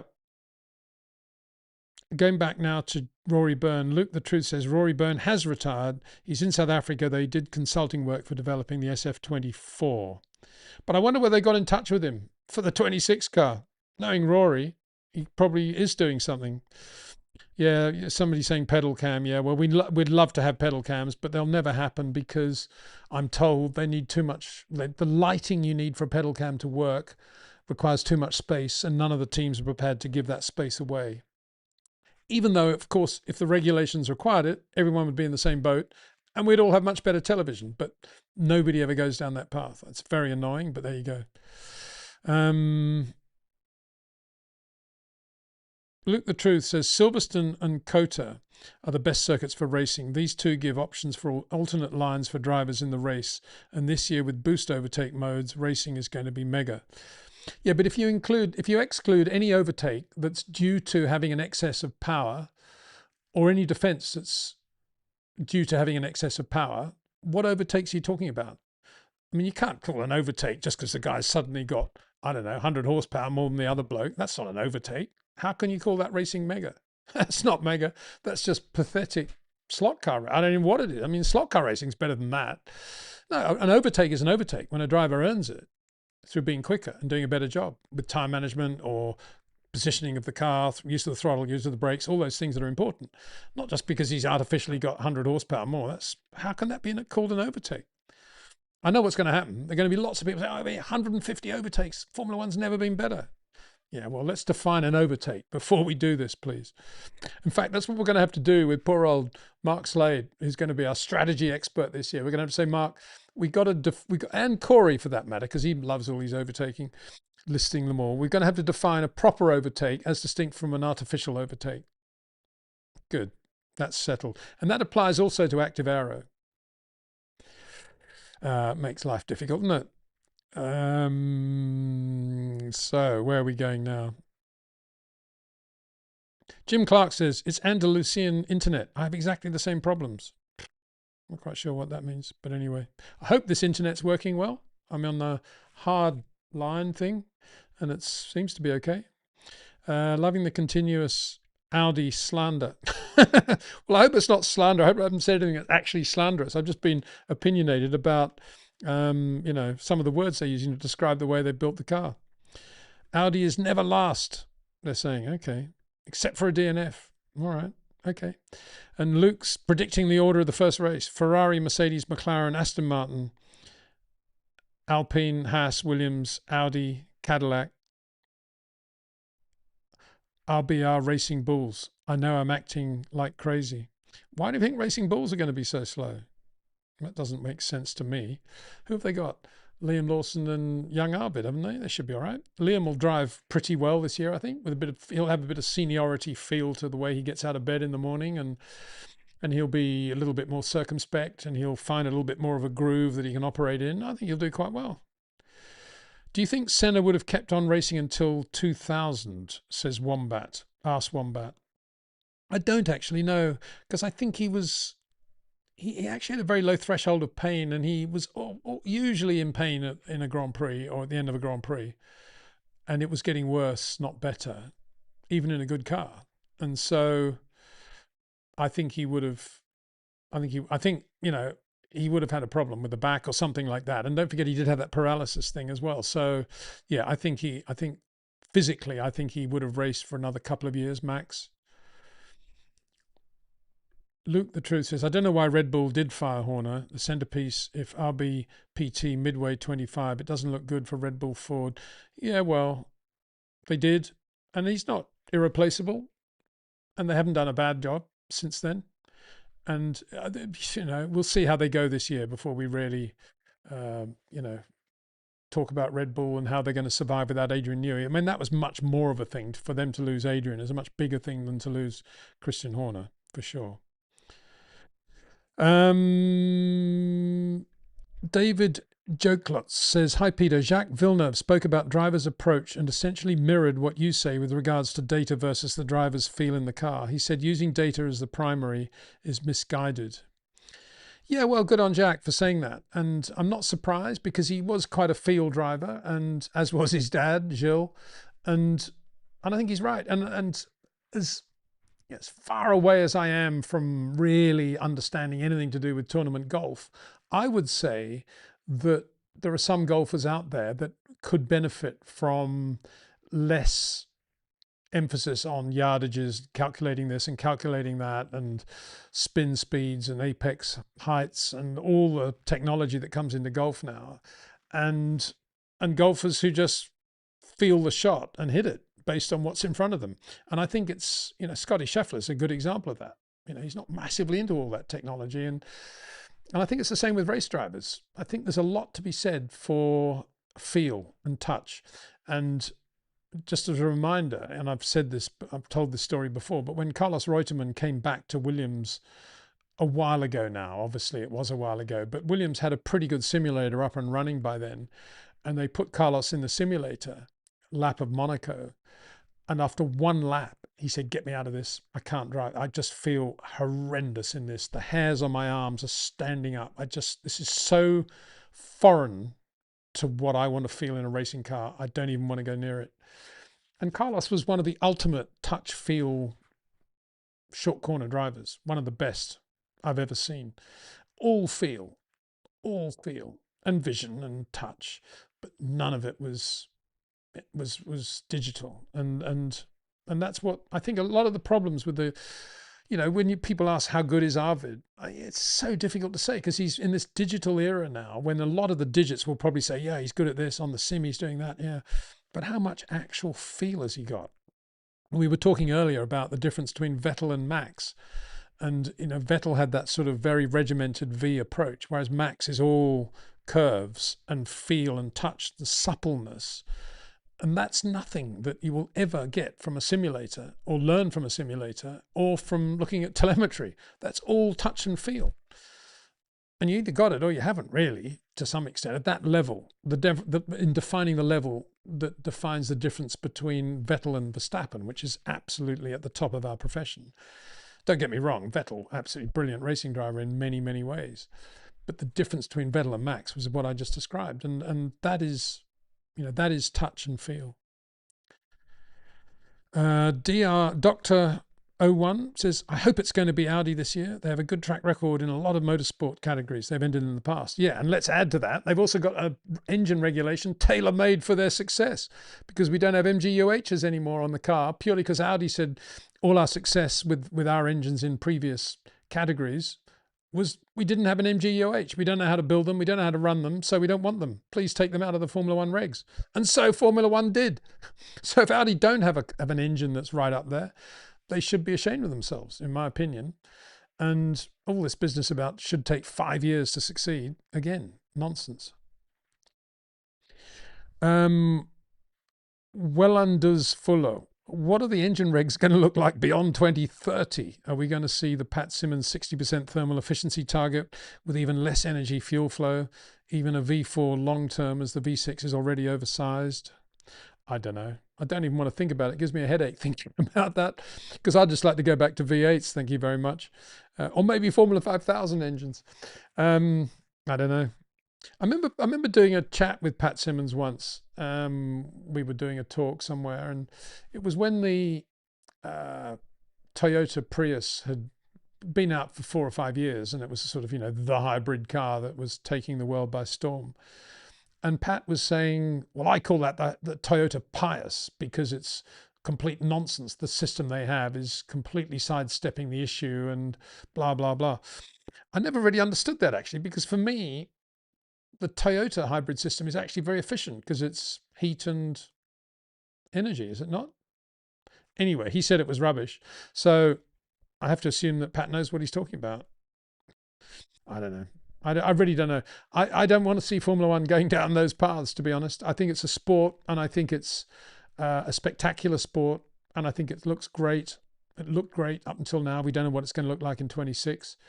And I think we've got about as far as we want to go. Thank you very much. Let's go back to making it even more spectacular with louder, noisier engines. And if you're worried about the image of the technology, do another category that can race over the Grand Prix weekend with Formula One drivers in those cars, as I've said a million times. So,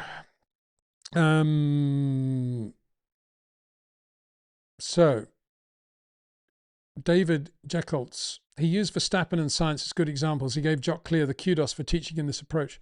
Not quite sure what approach we're talking about now. I need to go back to, what was that all about? The previous question from you was not saying things couldn't have been done better, faster, but as well hindsight. I think we're talking about the whole feel and touch and feel thing. Yeah, good. Well, Jock's a good bloke, such a good bloke that Ferrari got rid of him. So there you go. Another good guy. 2 good guys I can think of right now who aren't where they should be. One is Jock Clear, who's very good on the pit wall, clear head, understands the art of driving a racing car very well and how to help young drivers. And B, Tom McCullough, another one, very good on the pit wall, good racer. So Aston Martin moved him sideways away from the race team.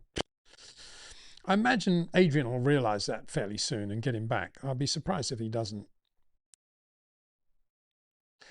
Taylor, 80277. Hi, Peter. I once watched a documentary where Joe Ramirez dismissed Mansell as ever being a threat. I thought this was very unfair. Do you have any more insight into this? Not really, no. It doesn't surprise me. And Joe had his guys and his people, and I really was totally into him when he was, he was totally into Pedro and Ricardo Rodriguez, as I was. So on that basis, I became very close to Joe. But I think because Joe then at McLaren became very Ayrton focused, and because Ayrton was always trashing Nigel, as he always did, to Frank, to everybody, anyone would listen, he would always trash Nigel, then Joe probably just caught it from Ayrton, I imagine. That's all that was. Oh, another driver that Joe was into, of course, was Francois Sever. He was Francois' #1 mechanic, and so also had spent many a happy hour with Joe talking about Francois. And of course, he was brilliant because he wasn't #1 on Jackie Stewart's car. He was on Sever's car, and Roger Hill was #1 on Jackie's car. But when Carlos Reutemann asked me at Williams, when he joined Williams, to see if I could get him a Jackie Stewart type Tyrrell gear lever knob, I went to Joe and said, "Can you try and get one?" And he sort of sneaked it out the back door. And Carlos thereafter had that one gear lever knob, beautifully machined in that artificial wood. I've forgotten what it's called now. And it wasn't just an upright knob. It went away, so it fitted perfectly in the palm of the hand here. And it was the one Jackie had. And Carlos always had that same one. Thanks to Joe Ramirez. So thanks, Joe, for that. AD Mateo. Hello from Romania. Hi there. Great country. That's what we should have. The jet engine. Invented in Romania. Bring back the Lotus 56 turbine. Thanks for the videos. All the best. Thank you very much. 964 Cup Love says that Audi presentation was a load of brouhaha and advertising waffle. I wish Formula One would go back to the 60s or 70s. Yeah, well, you know, and the press launches then were great. And I'm thinking, you know, Lotus 77. I remember it was at Heathrow Airport and we all went there and there was Colin and Ralph Bellamy and Ronnie and Mario, and we would all, Colin made a short speech and then he just talked to everybody, wandered around chatting to everybody, explaining everything about the car. Isn't that what a launch is all about? Instead of all this nonsense. What is it again? I've got to read this because it's absolute classic, isn't it? Audi's new design philosophy: clear, technical, intelligent, emotional. Who came up with all that waffle? It's just ridiculous, isn't it? C. Taylor's being naughty here. Do you still think Piastri should have stayed at Alpine? I think you just press copy and repeat. You asked me that in the last one, or somebody else did, and I gave a long answer. I'm not going to do another one. And if you didn't hear it, I think I've also written it in the channels thing as well, you know, the community thing. Will we ever see, Luke says, will we ever see a Charles versus Max battle? I'm sure when Charles starts dominating, Max will not have the car. George is also in the elite league. Hopefully in 27, a title battle between these three. Well, yeah, absolutely. And I think Charles, as I said, I would put him number 2 in the world right now alongside Max, and I'd have George probably 3, Lando 4, Oscar somewhere there. You know, where's Fernando? Where's Lewis? I definitely have Fernando in the top 10. I mean, I think somebody did a top 10 recently without Fernando, which is insane. But you'd put Lewis in there as well. And yeah, you know, but Charles, very, very good. What happened to Nigel in Lotus? Why was he behind DeAngelis? Or was he? I don't think he was. He was quicker than DeAngelis. And which era are you talking about? Are you talking about 84 when Peter War was running it? Or are you talking about prior to that? And, you know, one of the reasons he was, I mean, he was quicker than Elio. I mean, what can I say? He was quicker than Elio, so you're wrong there. And yes, he had a lot of issues and a lot of problems with the car. The car was uncompetitive. He was out for quite a lot of time when he broke his wrist in Canada, a shunt with Giacomelli, I think it was.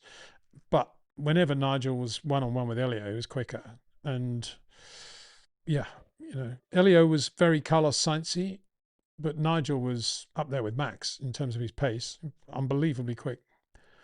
So I'm not quite sure about the question there. Berger got a great win in 97. Yeah, he did. Berger won some good races. Also pretty dirty too. You know, had that moment with Nigel. We talked about moments on the straight. What about Berger taking Nigel out in the 1990 San Marino Grand Prix when Gerhard's back at McLaren and Nigel's alongside him on the straight after Tamburello, and Gerhard just moves over on him. Nigel does a 360 on the grass and rejoins, still going pretty quickly, and then sets his own personal fastest lap a lap later. And then passes Berger around the outside of the last corner in Mexico, and Pirotella, I think it was called, and to the embarrassment of Gerhard, really, on the outside there. And as they came down the pit lane at the end of that race, the entire pit lane, they're not looking at Alan Prost, the winner. They're all looking up the pit lane. And I think we should tell Isaac Hadjar that, because he was going on about Alan's drive in Mexico. But I mean, the drive of the day there was Nigel Mansell, because they were all looking up the pit lane for Nigel to come in. And the entire pit lane just clapped Nigel as he drove down the pit lane. Even those that thought that Elio was quicker. Of course, shouldn't be saying that, because of course he wasn't around then. Poor Elio. I loved watching Elio drive. He's a very elegant driver, and loved hanging out with him too. Great guy. Was it? This is from Taylor 80277. Was it true that Senna was unhappy at Williams and was planning a move to Ferrari? I've read this in a few books. The claims were that Senna struggled with the culture at Williams. Any truth in this? I think he loved Frank, and he was very close to Frank, and they'd spent many close years long before he joined Williams.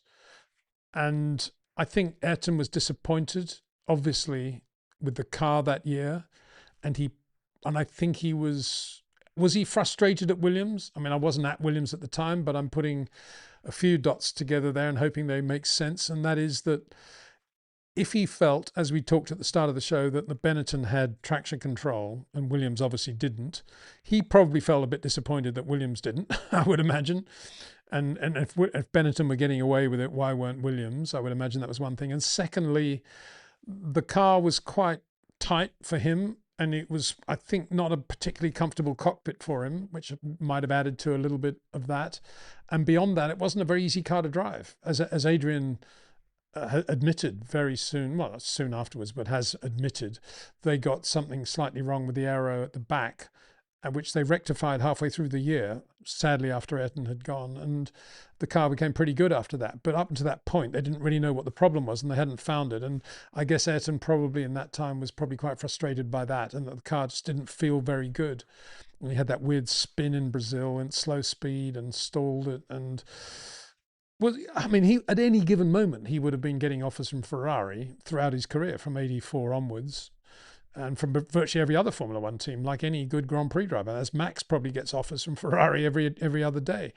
So nothing new there. Was he thinking of leaving Williams? I'm pretty sure that if the Williams had, I mean, if he'd lived, he would have enjoyed the second half of 94, and I think he probably would have stayed and would have gone on to win world championships, more world championships. Yeah, I'm starting to sort of jump a couple now because I'm going to have to get going. I'm just trying to sort of, Luke, it's asked a lot of questions, Luke, but I'm giving you sort of free pass on this one because I haven't really found a way of policing the number of questions we all ask. But anyway, it's good questions from everybody. These regs do give a lot of tactical freedom to drivers. Like drivers may choose to charge at certain corners and tack at others. Also, the overtake mode is not as simple as it seems. Yeah, but that choice is being given to them artificially. They're not earning that choice by doing a better job under braking or with the use of the throttle or turn-in or the way they're using the steering wheel. That's my point. Of course, there are going to be a lot more options. That's a given. And the overtake mode may be difficult, and it may be something that some drivers get on top of and some teams very early on. But so what? That's not part of motor racing. That's not part of driving a racing car. That's a completely separate thing. It's like driving a road car and being very good at working out how to use the screen and the hi-fi. It's nothing to do with driving the car and the sound system. It's a completely separate thing. Yeah, it adds up to overtaking, but it's banal, artificial overtaking, so it doesn't count, in my opinion.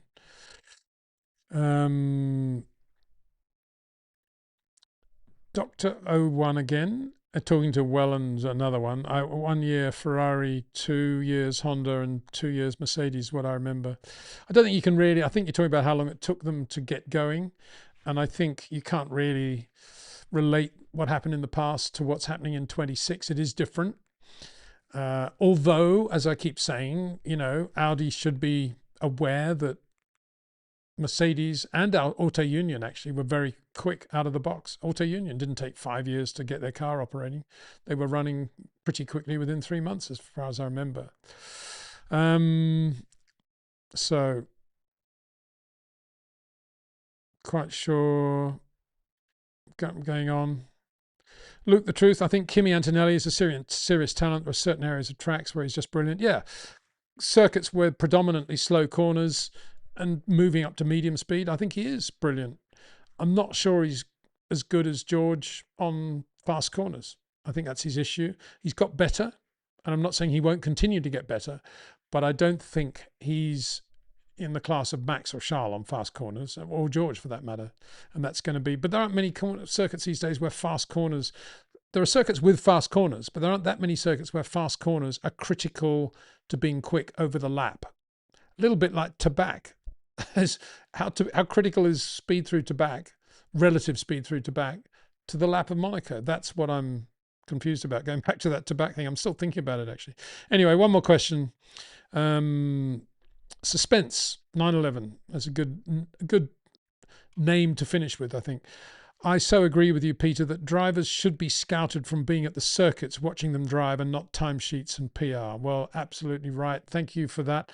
And it's not just a question of agreeing with me. I think it's reality. You know, of course it's the case, but the teams are so orientated to money that the scouting at a kart meeting these days is as much about seeing which quick kartists have got the biggest motorhomes, i.e. the wealthiest dads, as it is about who's actually doing what on track.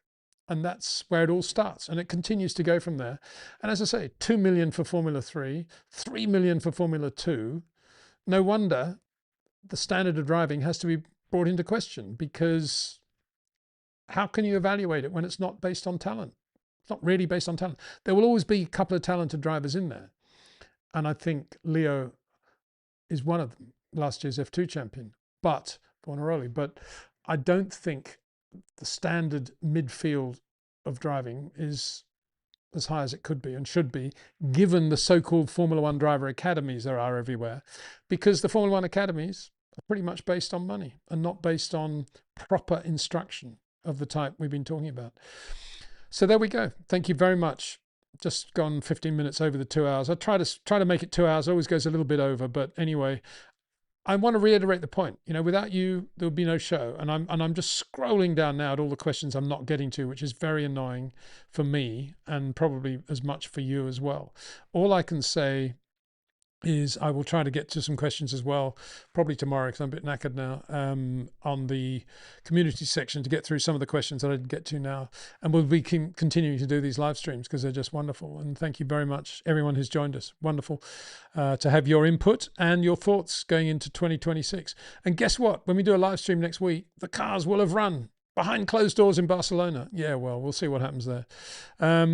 So yeah, thank you to everybody. Thank you to all who support this show.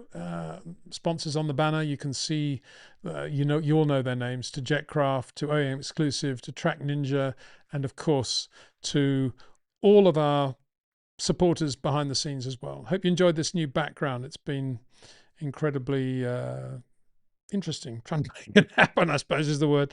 Anyway, I won't rabbit on anymore. Thanks for watching. See you soon.